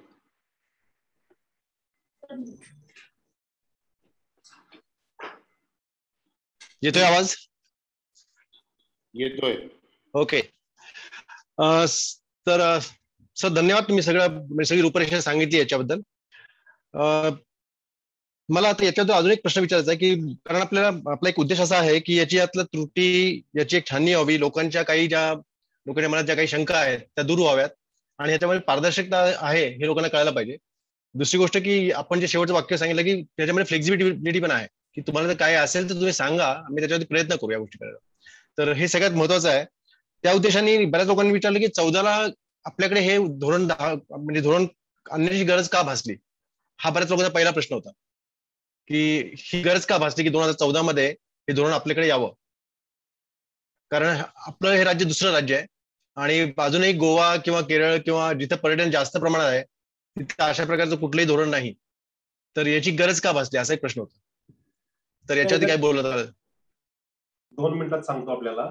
मुळात केरळामध्ये 2016च धोरण आहे ऍडव्हेंचरचं. केरळामध्ये धोरण नाही असं नाहीये. उलट आम्ही हे धोरण आणताना केरळाचं जे ऍडव्हेंचर टुरिझम पॉलिसी आहे त्याच्यातल्याही काही चांगल्या गोष्टी आम्ही घेतलेल्या आहेत आणि त्याला पार्श्वभूमी अशी आहे की आपल्याकडे जे काही वेगवेगळे अपघात होते ते आपल्याला कल्पना आहे की लिमे साहेब पण सांगू शकतील. जी काही हायकोर्टामध्ये केस झाली होती पाठीमागं, आपल्या महाराष्ट्रातून एक युवक ज्यावेळी हिमालयात जाऊन अपघात झाला, ती पण त्या पार्श्वभूमी या धोरणा पाठीमागं आहे. आणि लेटेस्ट याचं कारण असं आहे की 2018 साली केंद्र सरकारच्या पर्यटन मंत्रालयाने adventure tour operators association of India ATOAI यांनी जे काही गाईडलाईन्स तयार केल्या होत्या त्या अडॉप्ट केल्या आणि स्वतः भारत सरकारच्या पर्यटन मंत्रालयानं सगळ्या राज्यांना असं सांगितलं की तुम्ही या गाईडलाईन्स तुमच्या राज्यानुसार ज्या काही आहेत त्या तुम्ही लागू कराव्यात, जेणेकरून इथं जो सुरक्षिततेचा आणि सेफ्टीचा जो काही अडचणी याच्यामध्ये येत आहेत त्या सोडवण्यासाठी आणि ऍडव्हेंचर ऍक्टिव्हिटी वाढवण्यासाठी या धोरणाचा उपयोग करून घ्यावा, अशा पद्धतीच्या लेखी स्वरूपाच्या गाईडलाईन्स आपल्याकडे केंद्र सरकारने दिल्या होत्या. म्हणून आम्ही हे धोरण म्हणताना ATOAIच्या गाईडलाईन्स सुद्धा अभ्यास केल्या. पूर्वी जे काही 14ला 16ला जे काही झालं होतं त्यातल्या चुका पण सुधारण्याचा प्रयत्न केला आणि इतर राज्यांमध्ये काही चांगलं चाललेलं आहे ते सुद्धा पाहिलं आणि एकंदरीत ह्या सगळ्या गोष्टी विचारात घेऊन आपण हे धोरण बनवलेलं आहे. मी बोलू का? हा, बोला बोला. नमस्कार, मी नमस्कार. वसंत लिमये, महा ॲडव्हेंचर काउन्सिल या संस्थेचा अध्यक्ष, पण त्याकडे मी नंतर येतो. सर्वप्रथम मला पर्यटन मंत्रालयाचे माननीय पर्यटन मंत्री आदित्यजी ठाकरे यांचे मनपूर्वक आभार मानायचे. याचं कारण हा विषय बरीच वर्ष रेंगाळलेला विषय होता आणि त्याला या मंडळींच्या पुढाकारामुळे आणि त्यांनी घेतलेल्या एफर्ट्समुळे त्याला उजाळा मिळाला आणि नुसताच उजाळा नाही तर त्याचं रूपांतर आत्ताच्या GR मध्ये झालं. हे अतिशय स्वागतार्ह आहे. मगाशी देशमुख तुम्ही प्रश्न विचारला की याची गरज का पडली, तर त्याची पार्श्वभूमी थोडक्यात सांगावीशी वाटते की महाराष्ट्रात गिर्यारोहण, साहसी वेगवेगळे उपक्रम याची पार्श्वभूमी किंवा याचा इतिहास सुमारे 70-1 वर्षांचा आहे. विविध क्लब या क्षेत्रामध्ये कार्यरत होते आणि या ऍक्टिव्हिटीज केल्या जायच्या. तर सुरक्षितता हा अचानक उपस्थित झालेला मुद्दा नाही, तर बहुतेक या संस्थांकडे त्यांची एक प्रणाली होती. त्यामध्ये सिनियर्स असायचे, ते ज्युनियर्सना शिकवायचे, ज्येष्ठ मंडळी नवख्यांना शिकवायची आणि ही परंपरा चालू राहील. परंतु एकंदर आकडा खूप कमी होता आणि त्यामुळे असे जे हौशी किंवा ज्या गिर्यारोहण संस्था होत्या, ज्या साहसी संस्था होत्या, त्यांच्याकडे एक गुरुशिष्य परंपरा होती असं म्हणायला हरकत नाही. त्यामुळे सुरक्षिततेचा विचार हा त्या माध्यमातून होत असे. ज्येष्ठांकडून ते तंत्र, ती काळजी घेण्याची दक्षता हे नवीन माणसांकडे सुपूर्द करण्यात यायचं. त्यामुळे एवढी अडचण आली नव्हती किंवा एवढे अपघात घडत नव्हते. आपण जर गेल्या 15-20 वर्षांकडे पाहिलं तर 2-3 गोष्टी घडलेल्या आहेत. एक महत्वाची म्हणजे माहितीचा विस्फोट किंवा इंटरनेट, मोबाईल, सोशल मीडिया हे सगळंच प्रचंड प्रमाणात वाढलंय. त्यामुळे उदंड माहिती या स्थळांबद्दल असेल, अशा उपक्रमांबद्दल असेल, ही उदंड प्रमाणात जनसामान्यांपर्यंत पोहोचलेली आहे किंवा उपलब्ध आहे. दुसरा भाग असा की .com असेल किंवा आपल्या पगाराच्या आकड्यांकडे बघितलं तर 25-1 वर्षापूर्वीचे पगार आणि गेल्या 20-1 वर्षात जो प्रचंड बदल घडलेला आहे, त्यानुसार मध्यम वर्गाकडे बराच पैसा खेळायला लागला हातामध्ये, क्रयशक्ती वाढली. सुटीला कुठेतरी बाहेर जायचं हा कधीतरी कुणीतरी करणारा विचार सगळेच जण करू लागले आणि मग त्यातला एक अत्यंत आकर्षक असा पर्याय म्हणजे साहसी उपक्रम करायला कुठेतरी जायचं. आणि ही संख्या कित्येक पटीने गेल्या 20 वर्षामध्ये वाढलेली आहे आणि याचे परिणाम आपल्याला बऱ्याच लोकप्रिय ठिकाणी दिसतात की सारख्या ठिकाणी किंवा हरिहर सारखा किल्ला अशा ठिकाणी बंदी घालायची वेळ येते. आणि दुर्दैवाने एक म्हणजे शासनाला मी दोष देणार नाही, परंतु यातला दुर्दैवाचा भाग असा आहे की कुठे काही घडलं, अपघात झाला की पहिल्यांदा त्याच्यावर बंदी घाला, अशा पद्धतीचा त्याला रिस्पॉन्स मिळत गेला. परंतु या गोष्टी तरीही आवाक्यात आलेल्या नाहीत. यातला एक महत्वाचा भाग आपल्याला लक्षात ठेवायला पाहिजे की सुरक्षितता हा विषय असा आहे की शेवटी स्वयं नियमनानेच सुरक्षितता ही अस्तित्वात येऊ शकते. परंतु त्यासाठी एक कल्चर, त्यासाठी एक संस्कृती तयार होणं गरजेचं आहे आणि यासाठी अशा सुरक्षा नियमावलीची किंवा मार्गदर्शक सूचनांची अत्यंतिक गरज आजच्या काळात आहे. आज आपण वर्तमानपत्र उघडलं की वीकेंड नंतर एखादी भीषण बातमी ही असतेच. बऱ्याच ठिकाणी लोक पर्यावरणाचा विचार देखील न करता त्याची नासधूस करताना, त्याचं संरक्षण किंवा संगोपन करणं तर दूरच राहिलं, पण नासधूस करताना दिसतात. एक चंगळवादी प्रवृत्ती या सगळ्या प्रकारात घुसलेली आहे. या सगळ्या प्रकाराचं कुठेतरी नियमन होणं हे अत्यंत गरजेचं होतं. आता थोडक्यात GR संदर्भातला किंवा या धोरणाचा इतिहास सांगायचा झाला तर 2006 साली महाराष्ट्रातली 2 तरुण मुलं हिमालयात ट्रेकवर गेलेली होती आणि ती काही हवामानाच्या कारणांमुळे ती दगावली. 2012 साली त्यांच्या पालकांनी सरकारच्या विरोधात जनहित याचिका दाखल केली की महाराष्ट्रात अशा उपक्रमांसाठी काही सुरक्षा सूचना आहेत का, आणि त्याची सुनावणी केली. त्याच्यावरती कोर्टाने जो काही निर्णय घेतला तो अशा धर्तीचा होता की सरकारने अशा धर्तीच्या सुरक्षा नियमावलीची किंवा मार्गदर्शक सूचनांची तजवीज करावी, हे 2013 साली घडलं.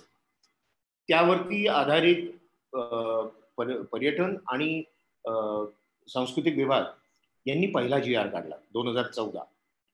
तो अनेक बाबतीमध्ये सदोष होता आणि तो प्रत्यक्षात आणणं, त्यातल्या व्याख्या योग्य नव्हत्या, चुकीच्या होत्या, अनेक तरतुदींची सरमिसळ झालेली होती. आणि मग थोडक्यात सांगायचं तर 14चा GR वापरायचा असेल तर कुणालाच बाहेर पडता येणार नाही, अशी परिस्थिती होती. त्यामुळे काही या क्षेत्रातली अनुभवी मंडळी, जी या सुरक्षितता किंवा गिर्यारोहणातलं शिक्षण घेतलेली, प्रशिक्षित अनुभवी अशी मंडळी एकत्र आली आणि एक म्हणजे ढोबळ अर्थानं एक एक्सपर्ट्स कमिटी स्थापन झाली. आणि त्यांनी पहिला एक विचार असा केला की हा GR म्हणजे अयोग्य आहे, अन्याय्य आहे. तर त्याच्या विरोधात हायकोर्टाकडे याचिका दाखल केली, रेट पिटिशन दाखल केलं आणि पहिल्या GRला स्थगिती मिळाली. त्याच धर्तीचा दुसरा GR 2018 साली आला, क्रीडा विभागाने आणला. त्याच्यात फारच थोड्या सुधारणा होत्या, परंतु तो तितकाच अव्यवहारी आणि सदोष होता. पुन्हा याच मंडळींनी याचिका दाखल केली, रेट पिटिशन दाखल केलं की यालाही स्थगिती मिळाली. त्या सुमारास ही एक्सपर्ट्स कमिटी जी तयार झाली होती त्यातली मंडळी आणि इतरांचा, बऱ्याच जणांचा विचार असा ठरला की हे सगळं लागू कोणाला आहे, तर जमीन, पाणी, हवा या क्षेत्रातील साहसी उपक्रमांना. या क्षेत्रातील सगळ्या स्टेक होल्डर्सने एकत्र येण्याची गरज आहे. आणि त्या संकल्पनेतून महा ॲडव्हेंचर काउन्सिल या संस्थेची स्थापना झाली. आणि त्यांचा पहिला प्रयत्न होता की दुसऱ्या GRला स्थगिती मिळवायची. परंतु हायकोर्टाने निर्णय असा दिला की हा विषय खूप टेक्निकल आहे, तर या एक्सपर्ट्स कमिटी आणि मॅकनी एक सविस्तर प्रेझेंटेशन सादर करावं. आणि ते क्रीडा मंत्रालयाच्या प्रधान सचिव आणि पर्यटन मंत्रालयाचे प्रधान सचिव म्हणजे वत्सा नायर सिंग आणि वंदना कृष्णा यांच्यासमोर ते सादर करण्यात आलं. 760 पानांचं ते प्रेझेंटेशन होतं, परंतु ते अतिशय सविस्तर, अतिशय अभ्यासपूर्व तयार केलेलं प्रेझेंटेशन होतं. त्यानंतर मॅकची भूमिका जी एका अर्थानं विरोधात होती की हा GR नको किंवा हा अव्यवहार्य आहे, तिथून ती भूमिका बदलली आणि पर्यटन मंत्रालयाच्या सोबत म्हणजे तिथे त्या एक मीटिंग जी झाली त्या मीटिंगमध्ये असा निर्णय घेण्यात आला की स्पर्धात्मक साहसी उपक्रम सोडता बाकी सगळं पर्यटन मंत्रालयाने पाहावं. आणि ते करत असताना पर्यटन मंत्रालयाच्या सोबत मॅकनी काम करायला सुरुवात केली. यातला विशेष जो महत्वाचा विषय आहे सुरक्षितता, त्या संदर्भातील सुरक्षा नियमावली आणि मार्गदर्शक सूचना या एकत्रित स्वरूपात आणल्या. मला या GR संदर्भात आणखीन एक महत्वाची गोष्ट नमूद करावीशी वाटते की जी पहिल्या 2 GRच्या संदर्भात अजिबात नव्हती. ह्या GR साधारणतः 9 महिन्यापूर्वी सूचनांसाठी त्याच्यावरती काही आक्षेप असले तर त्यासाठी हा प्रसिद्ध करण्यात आला. आणि तो त्याला कोणालाही काही आक्षेप त्याला घेता येऊ शकत होता, सुधारणा सुचवता येऊ शकत होत्या.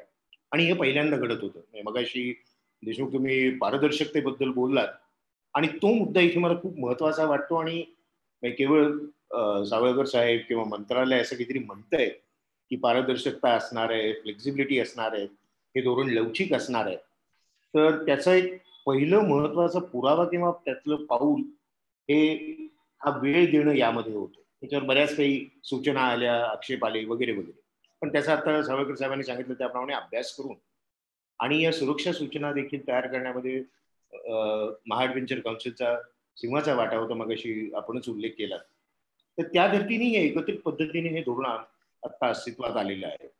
यातला एक महत्वाची बाब लक्षात ठेवायला पाहिजे की यातला जे धोरण आहे ते फक्त 16 पानाचं आहे, परंतु ज्या सुरक्षा सूचना आहेत, नियमावली आहे, मार्गदर्शक सूचना आहेत, त्या स्वतंत्रपणे देण्यात आलेल्या आहेत. आणि त्याला हायपरलिंक आणि तुम्ही मला वॉटरफॉल रॅफ्टिंग करायचंय, मला कॅम्पिंग करायचंय, तर त्या सूचना वेगळ्या ठिकाणी उपलब्ध आहेत.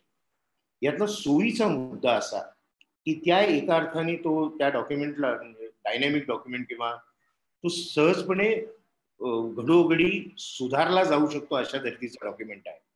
तो एका अर्थाने काळ्या दगडावरची रेघ नाही. तर हे वारंवार करता येणं शक्य असावं यासाठी तो GRच्या बाहेर आहे. आणि हा मला वाटतं खूप महत्वाचा निर्णय पर्यटन मंत्रालयाने घेतलेला आहे की धोरण वेगळं आणि या सुरक्षा सूचना या वेगळ्या. आणि त्यामध्ये वारंवार जे काही बदल घडत जातील, नवनवीन अनुभव येत जातील, त्यानुसार त्या सूचना बदलत जाणार आहे. तर हा एक अत्यंत त्यातला महत्वाचा भाग आहे. त्या सूचना म्हणजे जमिनीवरच्या सुमारे 21 उपक्रमांसाठी आहेत, पाण्यावरच्या 7 उपक्रमांसाठी आणि हवेतल्या 6 उपक्रमांसाठी या स्वतंत्रपणे उपलब्ध करून देण्यात आलेल्या आहेत. आता एक GR बद्दलचं मी माझं म्हणजे ढोबळ मत व्यक्त करू इच्छितो. तिसरा GR जो आलेला आहे तो जवळजवळ मी असं म्हणेन की 90%, 95% GR अप्रतिम आहे आणि ही सुरुवात आहे. आणि मगाशी सावळकर साहेबांनी जसं म्हटलं की ते एक लवचिकता त्याच्यामध्ये आहे, फ्लेक्झिबिलिटी आहे आणि म्हणजे तो काही बंद दरवाजा नाही. तर त्यामुळे हा हे साहसी धोरण, साहसी पर्यटन उपक्रम धोरण जेव्हा अंमलात यायला लागेल तेव्हा एका अर्थानं खऱ्या अडचणी आणि त्यातले वेगवेगळे अडथळे हे समोर येणार आहेत आणि मग त्यात सुधारणा घडणार आहे. तर दुर्दैवाने गेल्या एक 9-10 महिन्यामध्ये असं एक वातावरण होतं की जे आज यार नको, आणि ती मतं फार कमी अभ्यास करून व्यक्त करण्यात येत होती. आणि दुसरा महत्वाचा भाग त्यातला असा होता की अंडा आधी का कोंबडी आधी अशासारखा तो वाद होता. जर हे धोरणच अस्तित्वात आलं नाही तर त्यातल्या अडचणी समोर येऊ शकणार नाही आणि मग त्यात सुधारणा होऊ शकणार नाही. तर धोरणच नको म्हणण्यापेक्षा धोरण अस्तित्वात येऊन ते प्रोग्रेसिव्हली ते जास्तीत जास्त चांगल्या पद्धतीने ते सुधारत कसं जाता येईल याचं एक उदाहरण देऊ इच्छितो की न्यूझीलंड सारख्या देशामध्ये अशाच धर्तीचे अडचणी आल्या, मग सुरक्षितता नियमावली अस्तित्वात आणण्याचा प्रयत्न केला गेला आणि त्यासाठी त्या योग्य पद्धतीच्या होण्यासाठी 5 वर्षाचा कालावधी देण्यात आला होता. म्हणजे तसं इम्प्लिमेंटेशन झालं, त्यातल्या वेगवेगळ्या अडचणी समोर येत गेल्या, त्याप्रमाणे सुधारणा होत गेल्या आणि मग एक फायनल स्वरूपातला जो काही GR असेल तिथला असं आपण म्हणूया तो अस्तित्वात आला. मला वाटतं आत्ता पर्यटन मंत्रालयाने जे पाऊल उचललेलं आहे ते अतिशय स्वागतार्ह आहे आणि अशा धर्तीच्या इम्प्लिमेंटेशनच्या प्रयोगाची ही सुरुवात आहे. परंतु मला वाटतं कुणीच सुज्ञ माणूस किंवा या साहस क्षेत्रातला माणूस नियमन नको असं म्हणणार नाही. कारण जे काही घडतंय, जे म्हणजे मला खात्री आहे देशमुख साहेब तुम्ही डोंगरात फिरता, जुन्नर भागात फिरता, माझ्या सेंटरमध्ये मी फिरतो किंवा असे असंख्य जण आपण आहोत त्यांचं डोंगरांवरती किंवा या साहसी उपक्रमांवरती प्रेम आहे. पण आज जे काही घडतंय ते आपल्याला बऱ्याच जणांना न आवडण्यासारखं आहे. त्यातल्या बऱ्याचशा गोष्टी या काढून टाकायला पाहिजेत किंवा त्याच्यावर काहीतरी सक्त नियमन यायला पाहिजे अशी आपली सगळ्यांचीच एक प्रामाणिक इच्छा आहे. पण हे घडण्यासाठी काहीतरी पाया लागणार आहे आणि तो पाया माझ्या मते या साहसी उपक्रम धोरणामुळे रचला जातोय, प्रत्यक्षात येतोय आणि त्यातल्या पायऱ्या अतिशय सुंदर पद्धतीने प्रेझेंटेशन मध्ये सावळकर साहेबांनी उलगडून दाखवल्या आणि त्या मला वाटतं खूप सोप्या आहेत. बऱ्याच वेळेला काय होतं माहितीये का की सिग्नलला एक कल्पना करून बघा की सिग्नलच नव्हते तेव्हा कुणी कशी गाडी चालवायचा आणि गाड्याही कमी होत्या. पण जेव्हा गाड्या वाढायला लागल्या तेव्हा सिग्नलची गरज भासायला लागली आणि मग आता सिग्नल सुरुवातीला जेव्हा लावण्यात आले असतील तेव्हा नक्कीच चिडचिड झाली असणार, हे काय मला थांबायला लागतंय वगैरे वगैरे.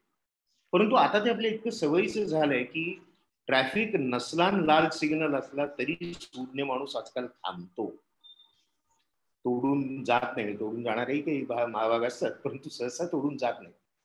हे स्वयं नियमनाकडे जाण्याचं जी स्टेज आहे. तर मला वाटतं ही संस्कृती तयार व्हायला काही वेळ द्यायला लागणार आहे आणि सरकारच्या विरोधात किंवा या GRच्या विरोधात वागण्यापेक्षा त्या GRच्या सोबत जाणं हे मला वाटतं सगळ्यात महत्वाचं पाऊल असणार आहे सगळ्या साहसी क्षेत्रातल्या मंडळींचं. कारण आपण सगळेच एका अर्थाने या सुरक्षिततेशी बांधील आहोत.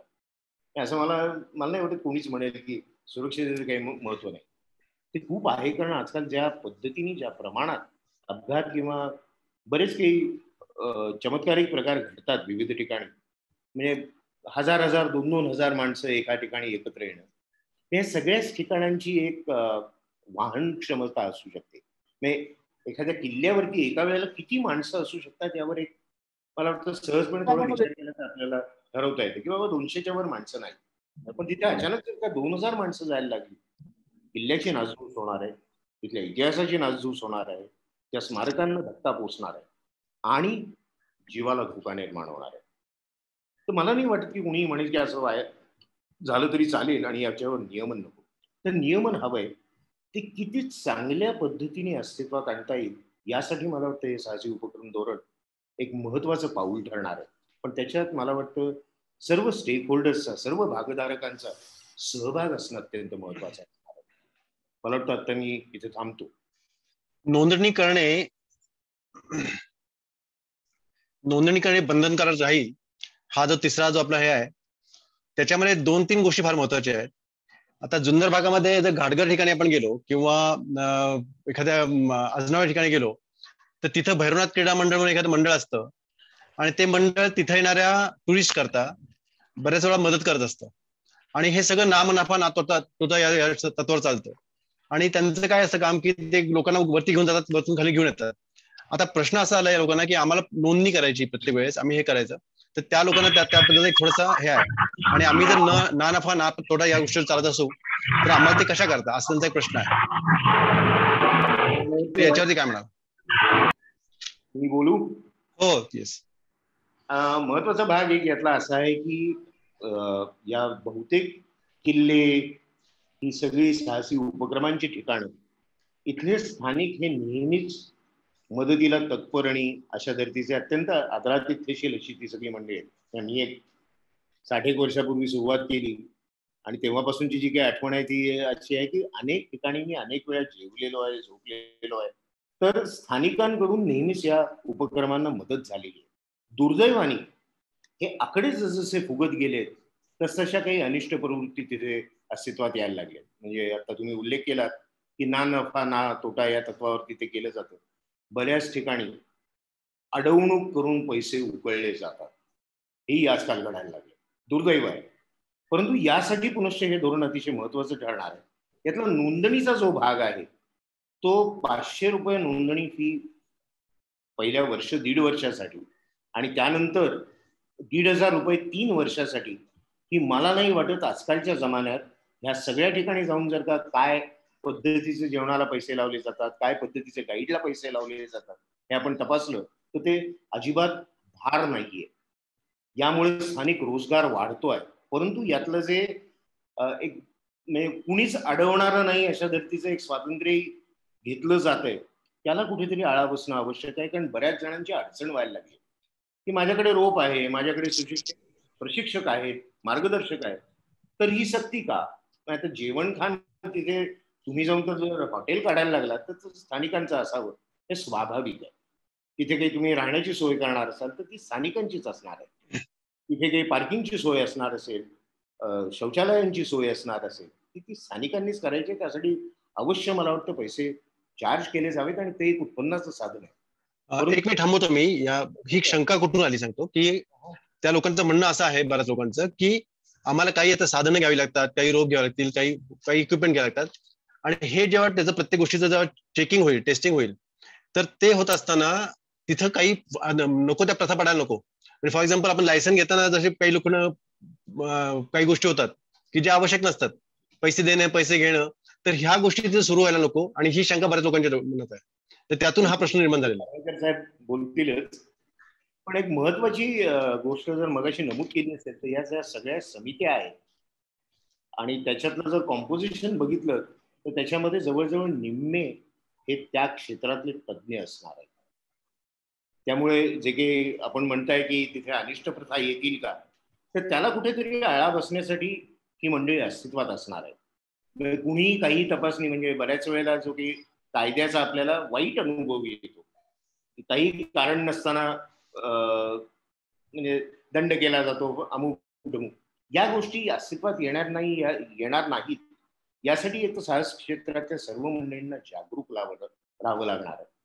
त्याचबरोबर या समित्यांवरती एक्सपर्ट्स असल्या कारणाने या प्रथांना आळा बसणार आहे आणि एका अर्थानं इथल्या स्थानिक रोजगाराला एक रेग्युलरायझेशन, एक सुसूत्रता येणार आहे. कारण आता काय होतंय की जी मंडळी कायदा हातात घेत आहेत आणि अनिष्ट प्रथांचा मी नावं घेऊन उल्लेख करत नाही, परंतु देवळाला 25,000 देणगी द्या अशा धर्तीच्या अत्यंत अवास्तव मागण्या देखील केल्या जातात आणि दुर्दैवाची गोष्ट ते पैसे देवळाला जात नाही, ते कुणाकडे जातात हे आपल्याला सगळ्यांनाच गेस करता येईल.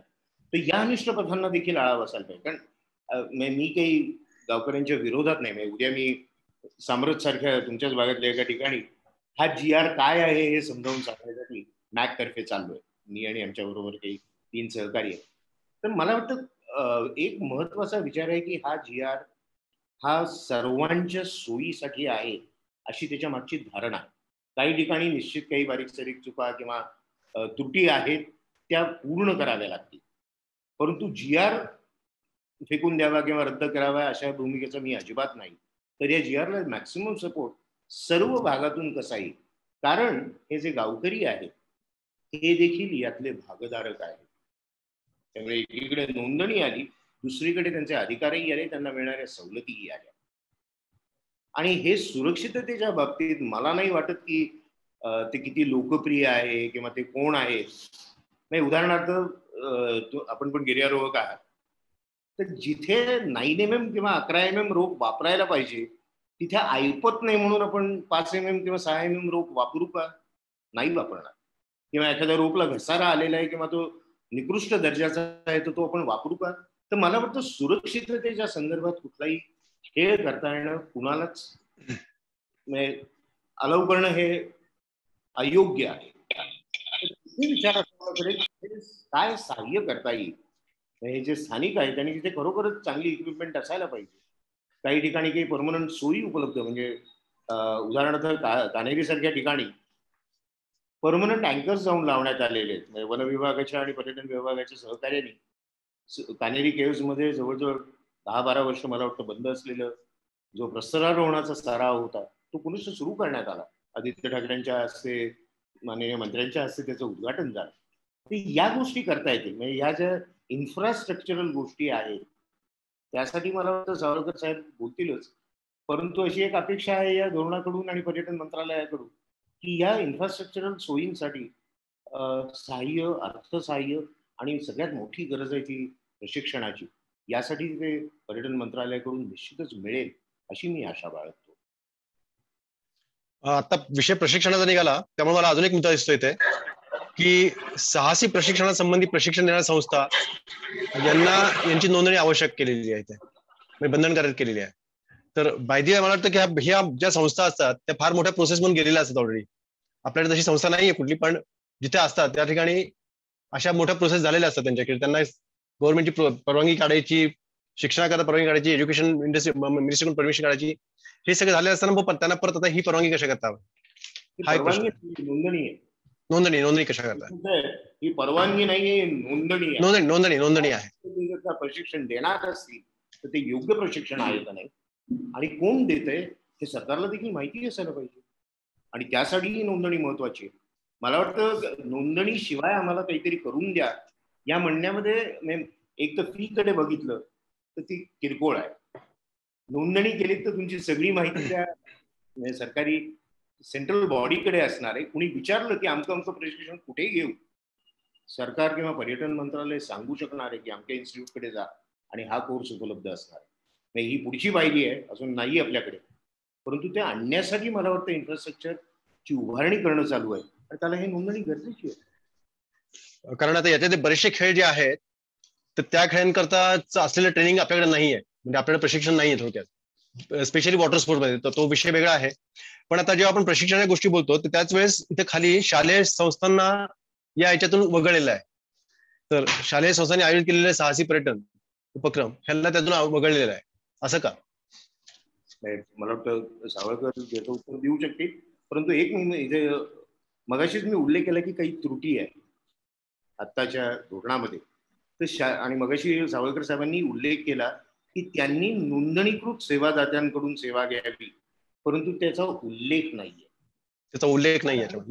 संस्थांनी नोंदणी घेऊ नये, परंतु त्यांनी असा उपक्रम आयोजित केला तर त्यांनी नोंदणीकृत सेवादात्यांकडून किंवा संस्थांकडून हे उपक्रम आयोजित करावे, म्हणजे ऑटोमॅटिकली त्याच्या सेफ्टीसाठी कोणीतरी जबाबदार होतं आणि काही प्रशिक्षण, काही इक्विपमेंट स्टँडर्ड्स हे ऑटोमॅटिकली लागू होतात आणि त्यासाठी ते खूप गरजेचं आहे. त्यामुळे ही कशी आहे, आता तुम्ही जी सूचना मांडली की महाएडव्हेंचर काउन्सिल तर्फे दिलेल्या काही सूचना आहेत आणि हे धोरण आल्यानंतरच्या त्या ऍडिशन सारख्या सूचना आहेत की त्या आणायला पाहिजे.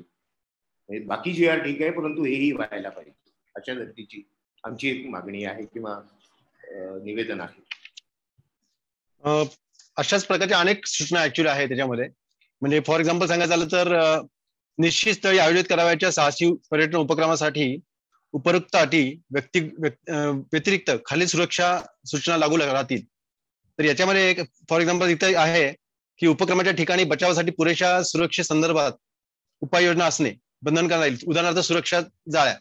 म्हणजे माझा याच्यात प्रश्न असा आहे की एका ठिकाणी ज्या 2 ग्रुप येतात त्यावेळेस मग हे कुणी करायचं, अशा प्रकारचे जे टेक्निकल गोष्टी येतील तर त्याला थोडंसं याच्यामध्ये जास्त व्यवस्थित हे पाहिजे, म्हणजे डिटेल थोडंसं पाहिजे या गोष्टी. सावळकरांनी बोलावं कारण आमचा प्रचंड विरोध आहे. 5 नंबरचा जो मुद्दा आहे बरोबर, त्याच्यात बऱ्याच अशा गोष्टी आहेत की ज्या शक्य नाहीत, फिजिकली प्रॅक्टिकली शक्य नाहीत, परंतु त्यांनी ते स्पेसिफिक जागांसाठी आहे वगैरे वगैरे मागाशी सांगितलं. पण मला वाटतं हा मुद्दा ते जास्त चांगला विशद करू शकतील. साहेब बोलताय का याच्यावरती, चावळकर साहेब? जितेंद्र भाऊ, सर नाही सुप्रिया करमरकर मॅडम उपसंचालिका पुणे विभाग आपल्या वेबिनार मध्ये आहेत, तर त्याच्याविषयी काय आपलं हे देतील. मॅडम नमस्कार. मी सुप्रिया करमरकर, उपसंचालक पर्यटन संचालनालय पुणे विभाग. मला वाटतं सावळकर सरांना महत्वाच्या मीटिंग निमित्त जावं लागलेलं आहे, ते सध्या नाही वेबिनार मध्ये.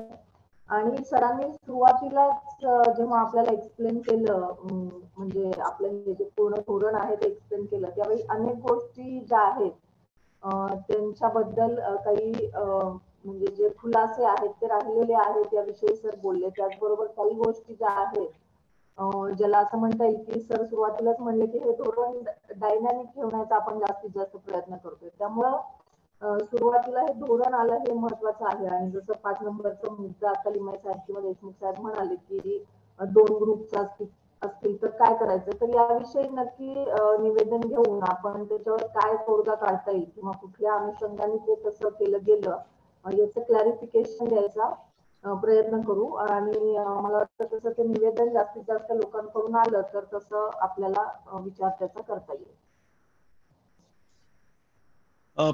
अशाच प्रकारचे अनेक मुद्दे आहेत त्याच्यामध्ये, आणि आता मी प्रत्येक डिटेल करत बसत नाही, कारण फॉर एक्झाम्पल शासनाने 9 नंबर शासनाने घालून दिलेले नियम आणि अटींचे पालन न करता साहसी पर्यटन कार्यक्रम केल्यास त्यापासून लोकांच्या जीवितास धोका झाल्यास संबंधित सदोष व मनुष्यवधाचा गुन्हा दाखल करण्यात येईल.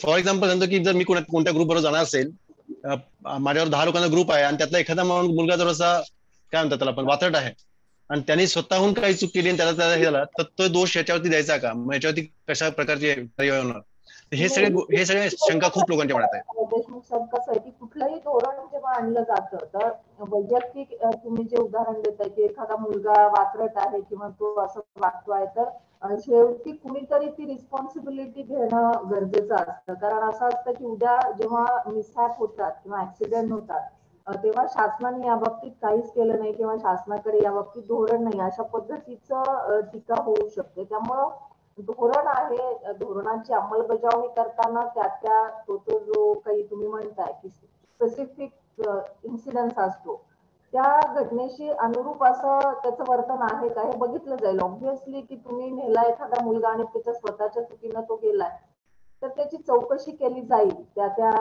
ती जी विभागीय कमिटी आहे त्याच्या मार्फत चौकशी केली जाईल हे देखील लिहिलेलं आहे त्याच धोरणामध्ये.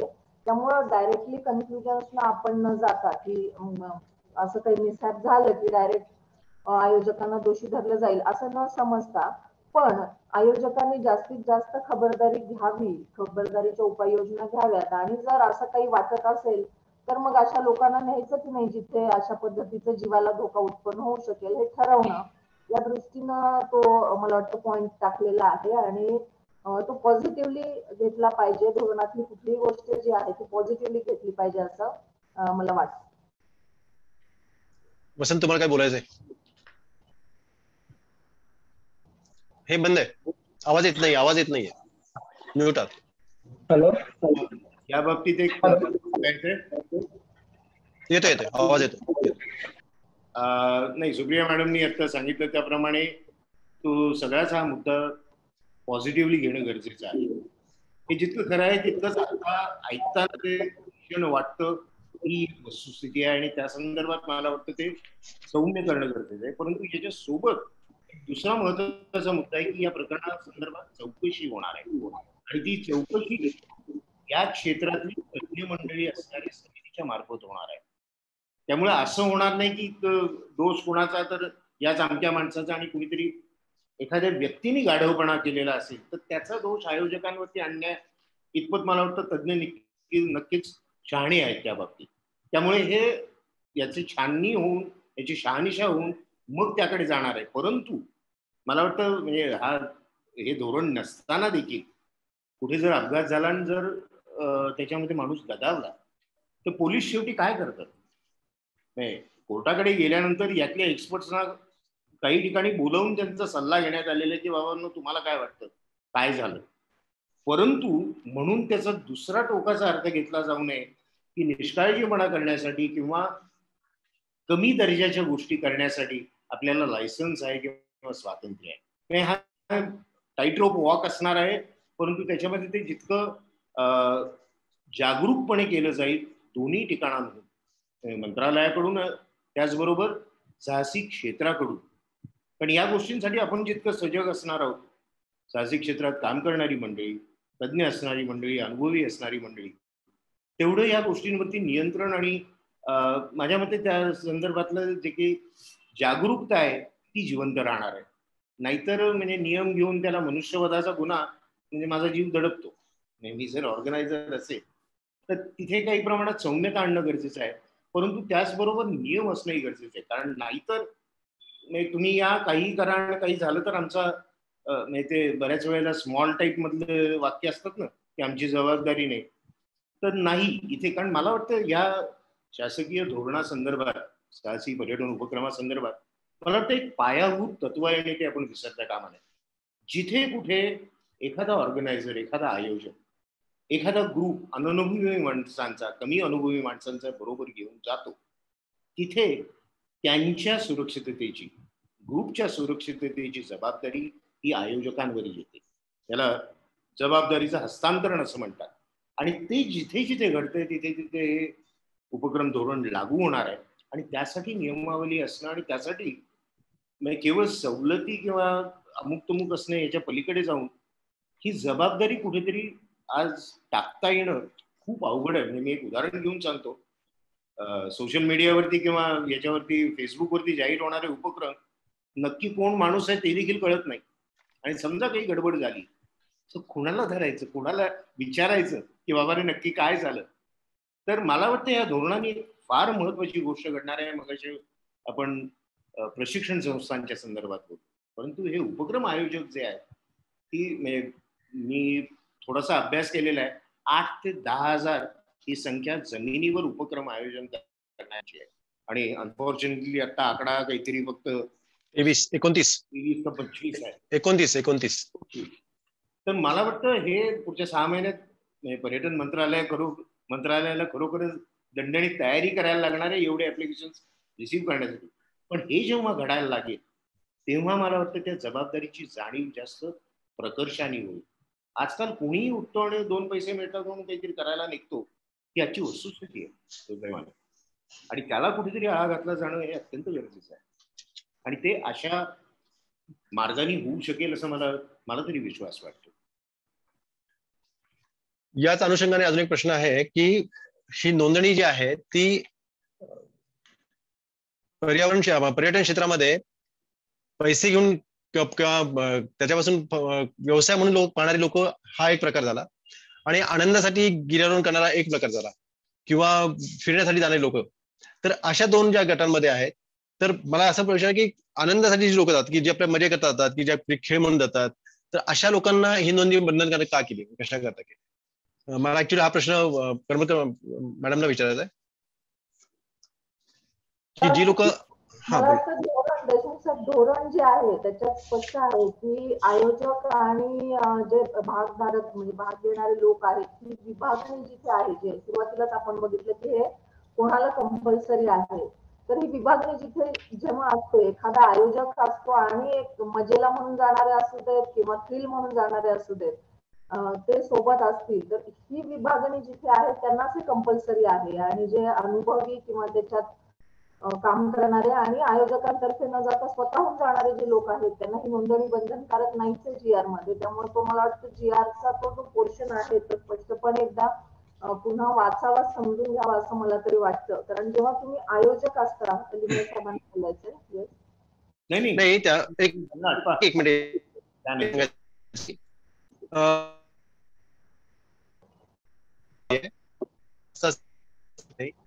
नोंदणी आवाज बरीच म्हणजे मोठमोठ्या येतोय आवाज? ओके. ती मर्यादा जी आहे ती 15 लोकांची केलेली आहे, तर ती मर्यादा कशा करता केलेली?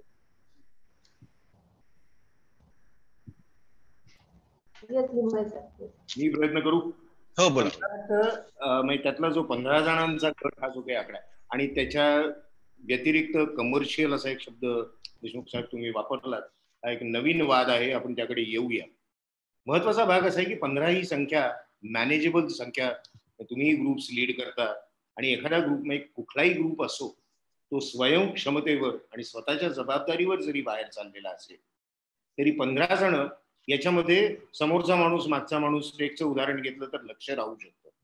हे जर का 45 असतील तर त्यात स्वाभाविकपणे गट पडतात आणि मग अनुभवी माणसं बघतात की फक्त एका गटात आणि बाकी मंडळी तशीच उरणे, या सगळ्या शक्यता संभवतात. तर या विचाराने तो आकडा काहीतरी असणं गरजेचं आहे, तो अमर्याद असू शकत नाही. तो 15 हा अत्यंत मला वाटतं याच्यावर विचार करून पाहिला तर सेन्सिबल आकडा आहे.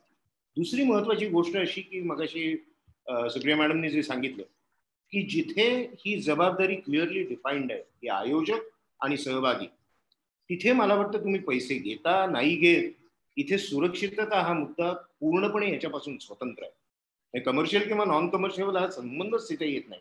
तो क्लब असेल, धर्मादाय संस्था असेल किंवा एखादी तो उद्योग करणारी ऍडव्हेंचर टुरिझम कंपनी असेल, जिथे ही जबाबदारी हस्तांतरित होते तिथे हे धोरण लागू आहे. आणि त्यासाठी मला वाटतं काहीच प्रत्यवाय असू नये. याचं कारण असं की सुरक्षितता ही या सगळ्याच्या वरती आहे. तुम्ही पैसे घेता किंवा न घेता, तुम्ही घरची किंवा तुमच्या वाड्यातली 10 मुलं घेऊन चालला असाल, जबाबदारी घेताय तुम्ही फी घेत नसाल, तुम्ही चार्ज करत नसाल, नॉन कमर्शियल ऍक्टिव्हिटी आहे, पण जबाबदारी तुमच्यावर येते. मी जर कोणाला घेऊन चाललो असेल 10-15 माझ्याच सोसायटीतल्या मुलांना, जबाबदारी अर्थातच अनुभवी माणूस म्हणून माझ्याकडे येते. तर तिथे मी नोंदणीकृत असणे किंवा मी एखाद्या नोंदणीकृत सेवादात्याची मदत घेणं हे गरजेचं आहे. म्हणजे शालेय संस्थांबद्दल आपण जे बोललो की तिथे त्यांनी उपक्रम जरूर आयोजित करावे, त्यांना नोंदणी करायची गरज नाही शालेय संस्थांना, परंतु त्यांनी नोंदणीकृत संस्थांकडून किंवा सेवादात्यांकडून असे उपक्रम आयोजित करावे. म्हणजे पुनश्च जबाबदारी फिक्स होते आणि सुरक्षिततेचं भान राहण्याची गरज निर्माण. ती या धोरणानेच मला, कारण या धोरणामध्ये नोंदणी बरोबर एक हमीपत्र द्यायचं आहे की आम्ही या सुरक्षा सूचनांचा वापर करू, अशा धर्तीचं एक हमीपत्र द्यायचं आहे. म्हणजे कागदपत्र जोडायचे, त्यातला एक तो महत्वाचा आहे. मला अजून एक शेवटचा प्रश्न विचारायचा आहे की ऍडव्हेंचर टुरिझम म्हणजे बऱ्यापैकी जेव्हा आपण गिर्यारोहण किंवा ह्या गोष्टी करतो तर त्यामध्ये हा बऱ्यापैकी एक टीमचा इव्हेंट असतो. म्हणजे आपण 5-6 जण जातो आणि हे करतो. अनेक लोकांचं म्हणणं असं आहे की अशा पद्धतीने आपण जर पर्यटन व्यवसायाला अशा प्रकारे फक्त पर्यटन व्यवसायाकडे फक्त म्हणून पाहिलं तर आमचा खेळ म्हणून याच्याकडे कोणी पाहत नाही, खेळ म्हणून त्याच्याकडे दुर्लक्ष होतं. तर याच्यावरती आपलं म्हणणं काय? वसंत तुम्ही बोला.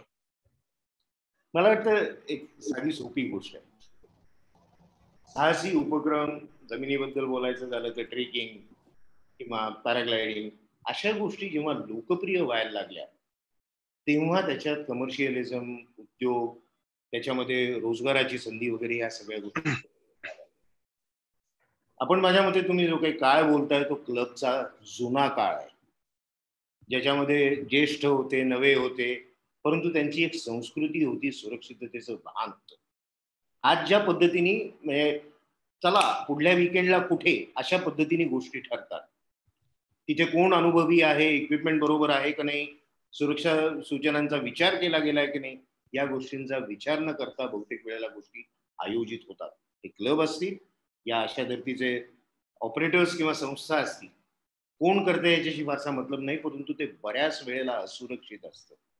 आणि त्यामुळे तुम्ही जो टीमचा विषय छेडला तो जास्त साहसी मोहिमांशी निगडीत आहे आणि त्या मोहिमा या धोरणामध्ये अंतर्भूत केलेल्याच नाही. जिथे टीमचा विषय आहे, नाही टीम तसं म्हटलं तर घरी फॅमिली आहे तिथेही टीमच असते, पण आपण टीम हे ज्या अर्थाने आपण शब्द वापरताय ती जास्त संकल्पना लागू आहे जेव्हा एखादी प्रस्तारारोहण मोहीम आहे, गिर्यारोहण मोहीम आहे, तिथे हे जास्त लागू आहे आणि तिथे हा GR लागू होत नाही. याचं उदाहरण द्यायचं झालं तर तुमचंच एक्सपिडिशन आहे जुनं की जे कोकणकडे एक्सपिडिशन की ज्यात साधारणतः मला 25-30 लोक होती का सगळ्या टोटल एक्सपिडिशन मध्ये. तर अशा मोहिमेकडे कशा पद्धतीने पाहायचं, म्हणजे तो एक प्रकार झाला आणि आता हे तुटत चाललंय. तर असं काही लोकांचं म्हणणं आहे. आजच्या घडीला ती घडत असेल तर IITच्या क्लबनी नोंदणी घेणं गरजेचं होतं, परंतु त्यातले क्लाइंबर्स जे आहेत ते अनुभवी होते. ते फक्त 5 क्लाइंबर्स होते आणि त्यांना सपोर्ट करणारी 7 मंडळी होती. आपल्या 15च्या आत आकडा बसतो तर त्याला ते लागू नाहीये. तर आपण म्हणजे ह्या गोष्टींचा आपण कीस काढत बसू, परंतु एक महत्वाचं विभागणी लक्षात घेणं गरजेचं आहे की साहसी मोहिमा आणि साहसी उपक्रम यात फरक आहे. मोहिमांच्या संदर्भात ते टीमवर्क, ते म्हणजे ती संघभावना, हे सगळं खूप महत्वाचं असतं आणि ते गरजेचं आहे आणि ते कोणीच नाकारत नाहीये. आणि मोहिमाही जर आपण विचारात घेतल्या तर फार थोड्या मोहिमा अशा असतात की ज्यांची संख्या 15च्या पुढे जाते आणि एनिवे मोहिमा या साहसी उपक्रम धोरणात अंतर्भूत नाही आहे. त्यामुळे तो मला वाटतं आपण भलतीकडेच हे धोरणाकडे बघायचा दृष्टिकोन नेतोय, ते गरजेचं नाहीये. 10 महिन्यापूर्वी 12 महिन्यापूर्वी जो काही गदारोळ झाला होता तो याच निमित्ताने होता की जे यात नाही. जास्तीत जास्त जे प्रश्न येत आहेत ते मला वाटतं की धोरणाचा थोडं पुन्हा एकदा त्यांनी धोरणाचं वाचन करावं. पर्यटन विभागाचा हा GR आहे. पर्यटन म्हणून ज्या हवेतील असतील, पाण्यातल्या असतील, जमिनीवरच्या ज्या काही पर्यटन म्हणून ज्या काही गोष्टी आयोजित केल्या जातात त्यांना हा GR लागू आहे हे सुरुवातीला स्वयंस्पष्ट केलेलं आहे GR मध्ये. त्यामुळे मला वाटतं खूप त्याच्याविषयी जे अगदीच काही स्पेसिफिक गोष्टी घेऊन म्हणजे त्यातले प्रश्न न आलेले बरे. कारण ते ज्यांना लागू नाही त्यांनी ते वळवून घेणं की आम्हाला लागू नाही, याच्यात काही तसं मला नाही वाटत की काही हाशील आहे. हे प्रश्न विचारण्याचा उद्देश असा आहे की अशी शंका काही लोक घेऊन बसलेत तर त्यांना ते आपोआप त्या गोष्टीचं उत्तर जातं आणि तो प्रश्न संपून जातो. कोणीतरी हात वरती केलाय प्रश्न विचारायचा म्हणून. कोण बोलतोय बरं? सर नमस्कार, मी अमोल खंते, नागपूर, CSE ऑलराऊंडर. तर याच्यामध्ये सर एक जे अपील वाला मुद्दा आहे 19 नंबरचा, त्याच्यामध्ये आपल्याला ही पर्यटन विभागाच्या परवानगीनंतर राखीव वने, सार्वजनिक उद्याने आणि पुरातत्व विभागाची आणि जलसंधारण विभागाच्या ज्या परवानग्या आहेत त्या पण सर ऍडिशनल दिलेल्या आहेत. तर हा जो याच्या नंतरचा मुद्दा आहे की एक खिडकी योजना जर काही असली किंवा आम्ही त्या भागात काम करतो त्या भागामध्ये आम्हाला सुरुवातीलाच मागून घ्यावं की तुम्हाला अजून कोणाकोणाशी कोऑर्डिनेशन करून हवं आहे. आणि पर्यटन विभागाने जर त्याच्यामध्ये पुढाकार घेतला, कारण तर या डिपार्टमेंट्स कडून या NOCs घेणं आणि या परवानग्या घेणं म्हणजे एकदम अतिशय कठीण काम आहे सर. म्हणजे मी काही ऍक्टिव्हिटी जे चालवतो याच्या आधीचा अनुभव असा आहे सर. तर याच्यावर कृपया विचार व्हावा. दुसरा मुद्दा एक अजून तुम्ही जे म्हणता पहिल्याचं उत्तर मी लगेचच देऊन टाकते. तर 19 नंबर मध्येच स्पष्ट केलेले आहे की भविष्यात अशा विविध विभागांच्या लागणाऱ्या परवानग्यांसाठी एक खिडकी योजनेमार्फत ऑनलाईन पद्धतीची व्यवस्था उभारण्यासाठी पर्यटन विभाग आवश्यक ती कारवाई करेल. तर मला वाटतं की हे धोरणातच डिक्लेअर केलेलं आहे, धोरणामध्येच स्पष्टपणे दिलेलं आहे की या परवानग्या घेणं आवश्यक आहे, पण त्यासाठी जी एक खिडकी योजना लागणार आहे त्याची कारवाई देखील पर्यटन विभाग करेल. त्यामुळे तुमच्या पहिल्या प्रश्नाचं उत्तर अमोलजी मला वाटतं दिलेलं आहे. मॅडम खूप खूप धन्यवाद मॅडम. मॅडम दुसऱ्यामध्ये जे प्रशिक्षण म्हणजे प्रमाणपत्राबद्दल जे लिहिलं त्यातलं तो पॅरासेलिंग नावाची जी हवाई खेळ आहे की जो अगदी रिक्रिएशनल ऍक्टिव्हिटी म्हणून चालतो, त्याच्यासाठी एरो क्लब ऑफ इंडियाशी संबंधित प्रशिक्षण संस्थेकडून प्रमाणपत्र किंवा प्रशिक्षण घेणं बंधनकारक आहे. तर त्याच्याबद्दल थोडंसं मॅडम विस्तृत मार्गदर्शन जर इथे कोणी एक्सपर्ट असतील तर त्यांनी द्यावं की आम्ही एक्झॅक्टली आमचे जे ट्रेनर्स आहेत त्यांनी कोणाकडून त्याचं प्रमाणपत्र घ्यावं. जसं वॉटर स्पोर्ट्स बद्दल दिलेलं आहे किंवा लँड बेस्ड ऍक्टिव्हिटीज दिलेलं आहे, त्यातलं एरो स्पोर्ट्स मधून एक मिनिट थांबवतो. आपण हा प्रश्न त्या दिवशी जे एक्सपर्ट असतील ना आपण त्यावेळेस त्यांच्या समोर घेऊया. हा प्रश्न आपण आता नको, आपण हा पार्क करूया. अमोल तुम्हाला काय प्रश्न विचारायचा का? मला बोलायचं सर. हा बरं. हा, तर नमस्कार, माझं नाव अमोल कीर्तीकर आहे. आता मला एक्झॅक्ट माहिती नाही की हा मुद्दा इथं उपस्थित केला पाहिजे की नाही, पण हा थोडासा त्याच गोष्टीशी रिलेटेड आपला पर्यटन विभागाशी. तर माझं गाव भोसरे आहे, खटाव तालुक्यामध्ये, सातारा जिल्हा. तर तिथे माझ्या गावामध्ये प्रतापराव गुजरांचं स्मारक आहे, वाडा आहे छोटा. तर आपण ज्यावेळेस असं ट्रेकिंग वगैरे ऑर्गनाईज करतो, ग्रुप वगैरे, तर जास्तीत जास्त आपल्या सह्याद्रीमध्ये फिरत असताना आपल्या लेण्या असतात, किल्ले असतात, किंवा जे जुन्या घाट मार्ग असतात, व्यापारी मार्ग, अशा ठिकाणी आपण व्हिजिट करतो. आणि त्या गोष्टींचं जे महत्व असतं ते आपल्या लोकांना माहित असतं, पण बाकीचे जे महाराष्ट्राचे लोक असतात किंवा आपल्या महाराष्ट्रातल्या पण काही लोकांना त्याचं महत्व नाही समजत.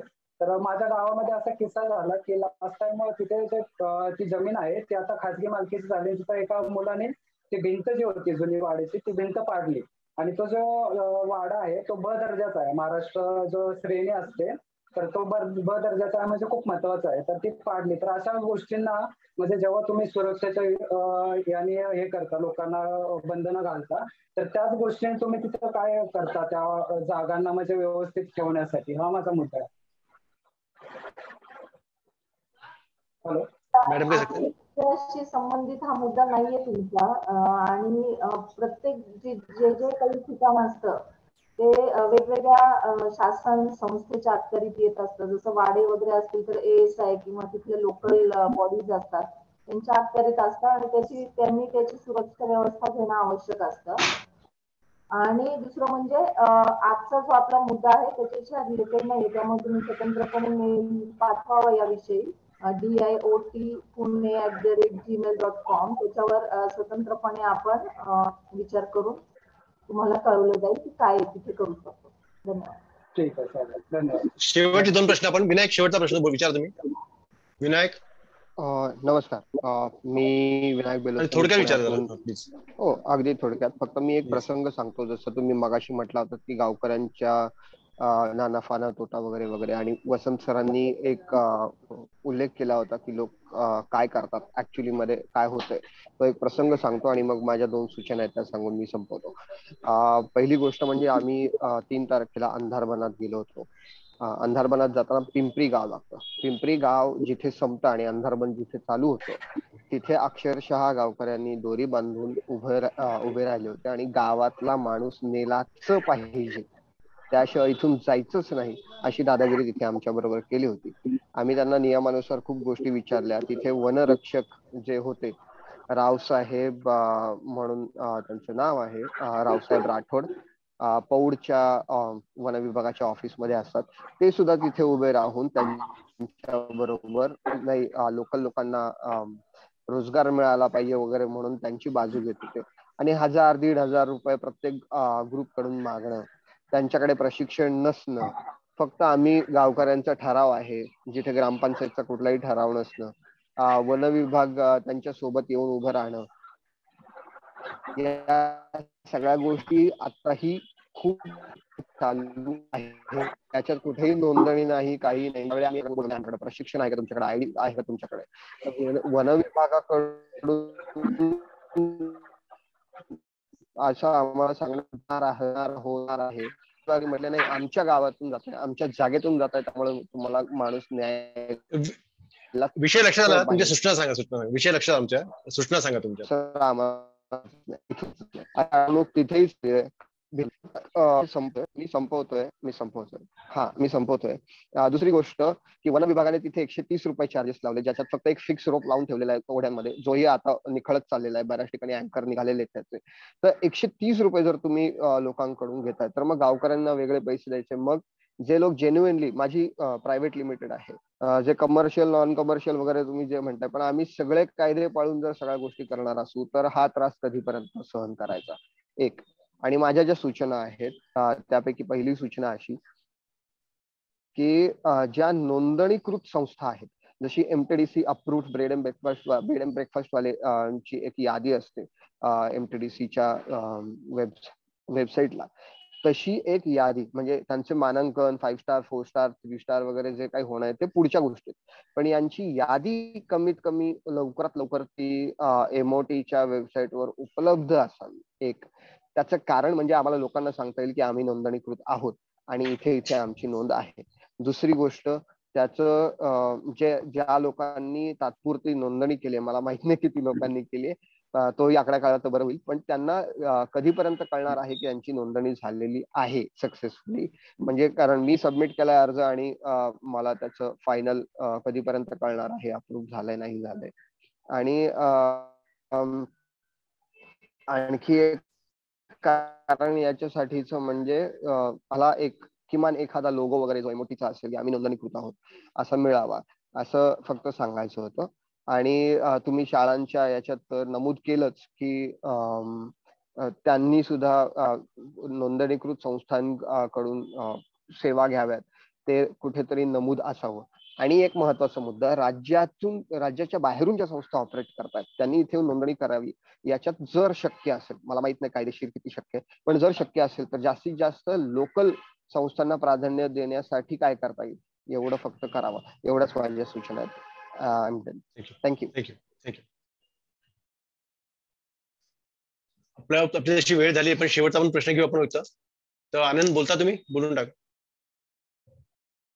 आवाज येत नाही तुमचं, मी हे करा, अनम्यूट करा पहिलं. मी स्वतःला अनम्यूट करा पहिलं.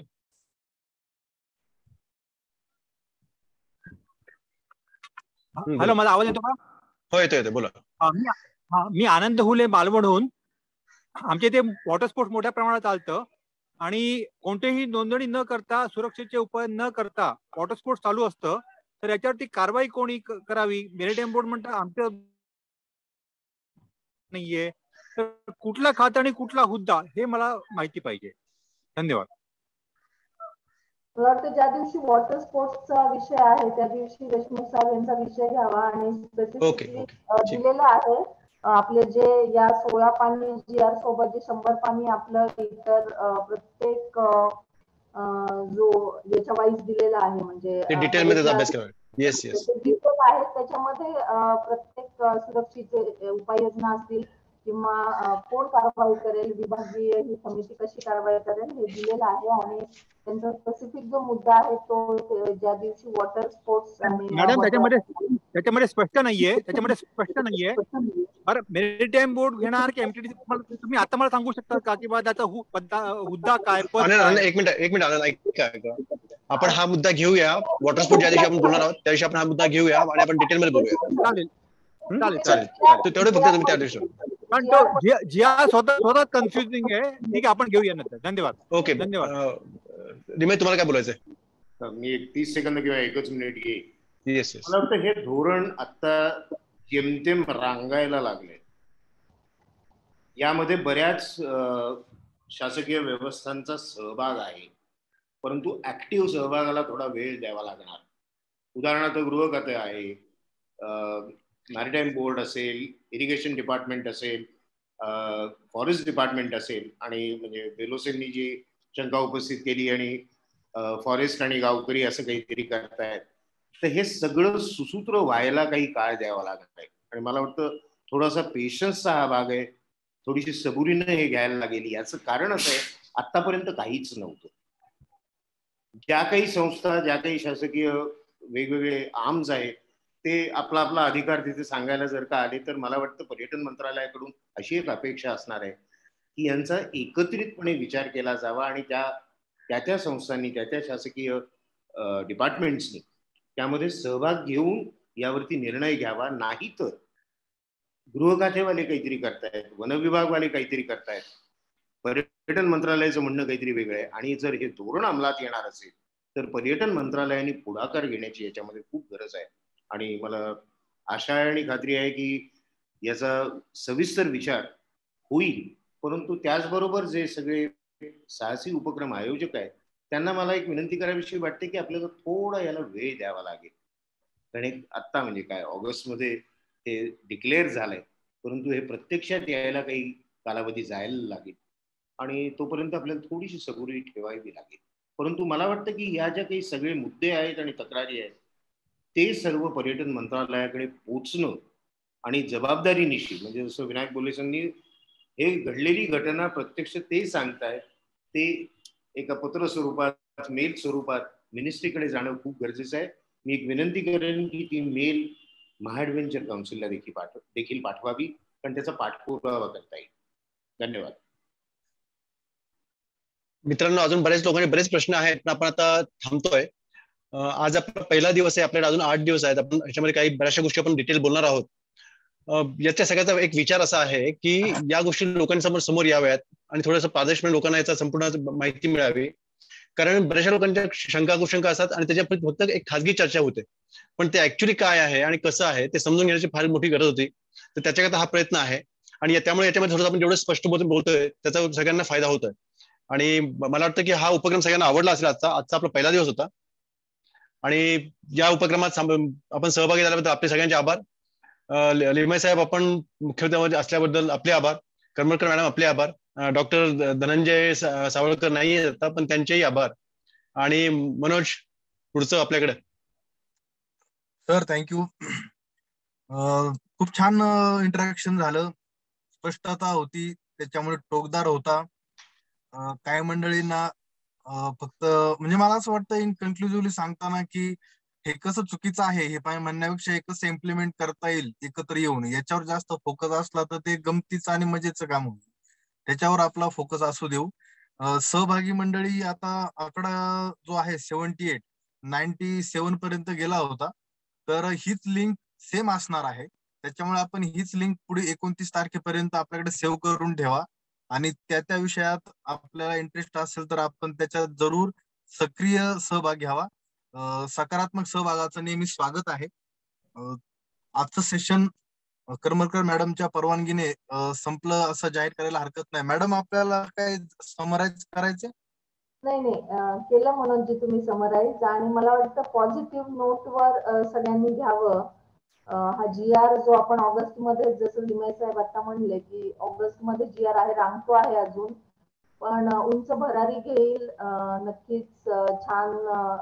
कारण तो ऍडव्हेंचर टुरिझमचा GR आहे आणि तो इतरही राज्यांना प्रेरणादायक होईल. अशा पद्धतीनं आपण तो सगळ्यांच्या सहभागातून जास्तीत जास्त अधिक चांगला बनवूया. आणि मला वाटतं की सगळ्यांनी याच्यात जास्तीत जास्त सक्रिय, इथून पुढचे जे आपले उरलेले 7 सेशन आहेत त्याच्यात घ्यावा सहभाग, अशी विनंती आहे. धन्यवाद. उद्याच्या सेशन विषयी देशमुख सर सांगा ना, उद्याचं सेशन कोणाचं आहे, काय त्याच्याविषयी? ओके, उद्या उमेश झिरपे, राजेश गाडगे आणि डॉक्टर सुमित मेहेंद्र असे 3 जण आहेत. आणि ट्रेकिंग आणि कॅम्पिंग याच्यातून आपण स्पेसिफिक याच्यावरती बोलणार आहोत की त्याच्या या GR संबंधित त्याचा संबंध कसा आणि त्याच्या काही अडचणी, काही गोष्टी असतील, काही गोष्टी चांगल्या, तर या सगळ्यांचा आपण एक उहापोह करणार आहोत उद्या. चालेल. तर आजचं सेशन सर्व खूप छान झालं. सर्व सहभागी मंडळींचं मनपूर्वक आभार आणि अभिनंदन. एका चांगल्या गोष्टीची सुरुवात या निमित्ताने आपण करतोय, नवरात्रीच्या मुहूर्तावर करतोय, त्यामुळे शक्तीची साथ आपल्याला आहे असं आपण म्हणूया. आजचा वेबिनार सुप्रिया करमरकर मॅडम, उपसंचालक पुणे विभाग यांच्या परवानगीने संपला असं आपण जाहीर करतोय. सर्वांचं पुन्हा एकदा धन्यवाद.